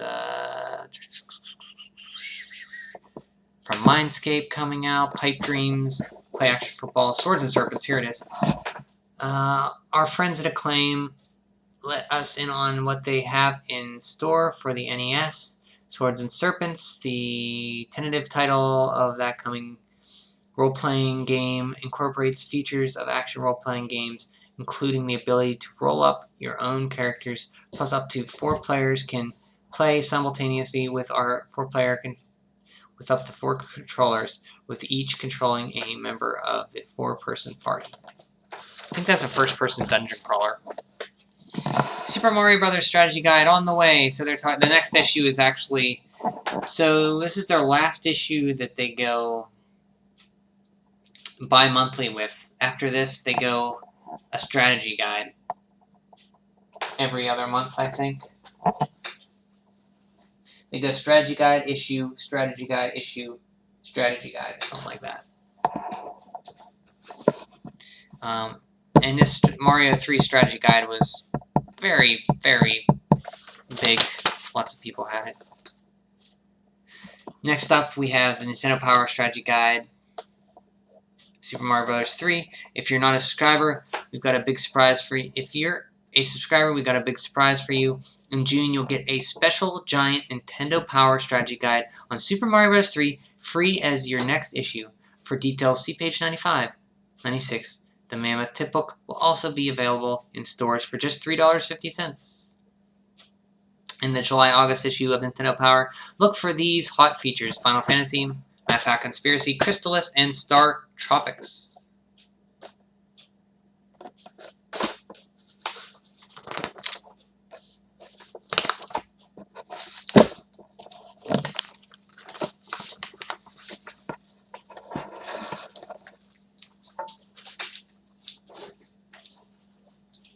I guess we can go through the Super Mario Bros. 3 strategy guide real quick. Just gonna flip through it. Won't have much to say because, I mean, Super Mario Bros. 3.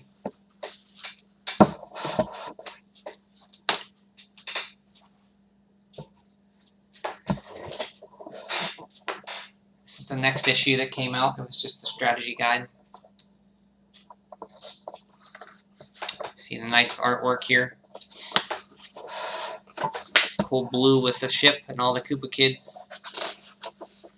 Some tips, basic movement, all the worlds.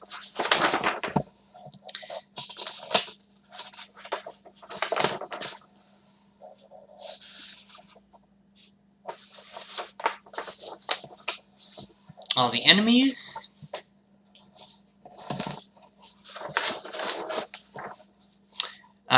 So basically here's the answer to the card matching game. If you just match the symbols on the screen, and you can pretty much find out which one you're dealing with, and then you have the answer right here.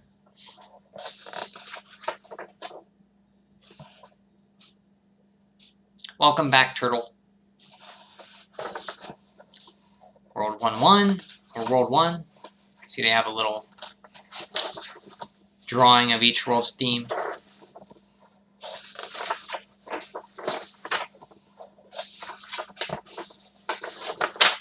World 2.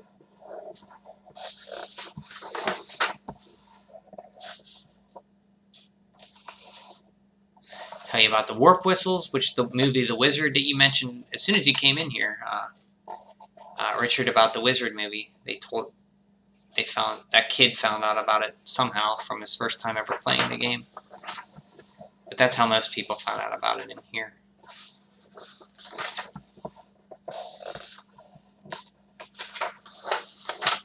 World 3, where you get the frog suit.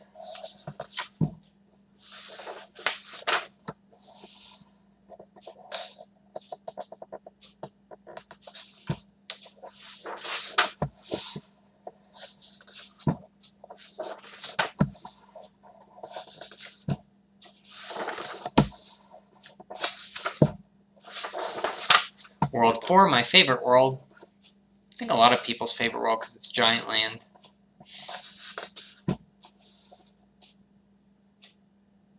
Yeah, Frog Mario. You played Super Mario 3, right?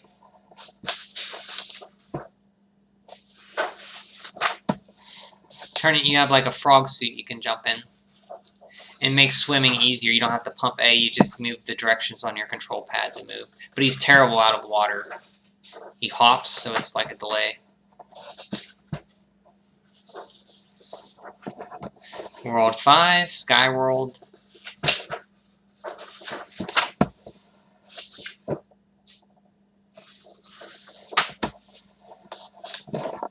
This is a big meaty... Yeah, I love Frog. I thought you played Mario 3. Yeah, Frog Mario. Like, there's a challenge to beat the game with Frog Mario, like beat Bowser with Frog Mario.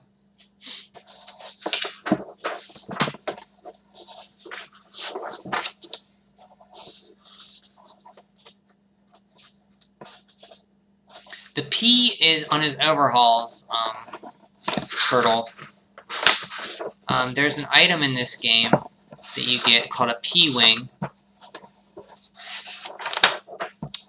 See if I can find it here.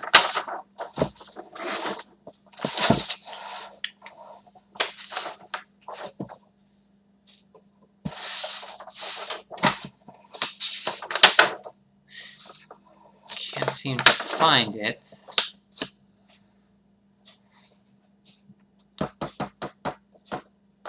Yeah, this here, right here, the P-Wing. It's a wing with a P, and it allows you to fly infinitely in a level. So you just tap A. As long as you're tapping A, you'll fly. So he used the P-Wing, and that's why he has a P on his overalls.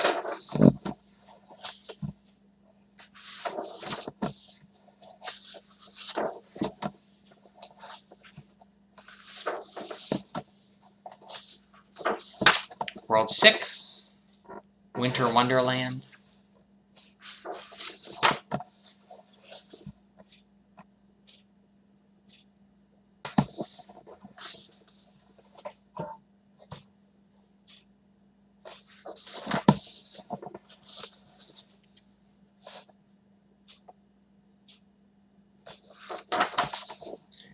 World 7, Pipe Maze.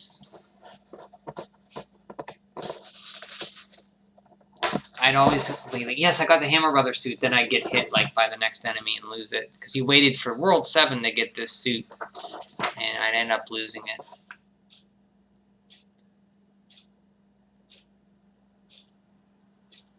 Okay, you're going to bed, Richard? I'll see you tomorrow then. Have a good night. I'm probably going to head into bed after this here. This one. Thanks for stopping in.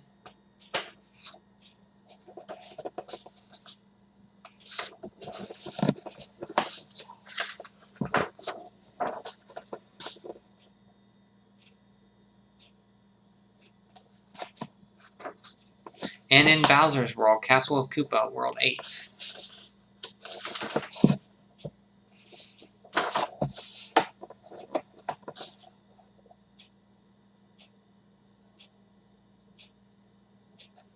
A few auto-scrollers in this level. They mapped out pretty well.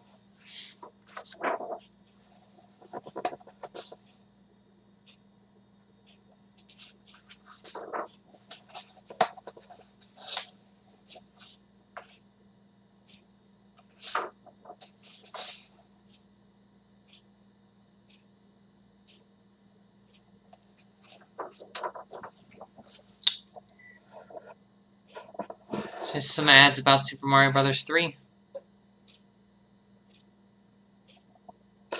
Talking about it.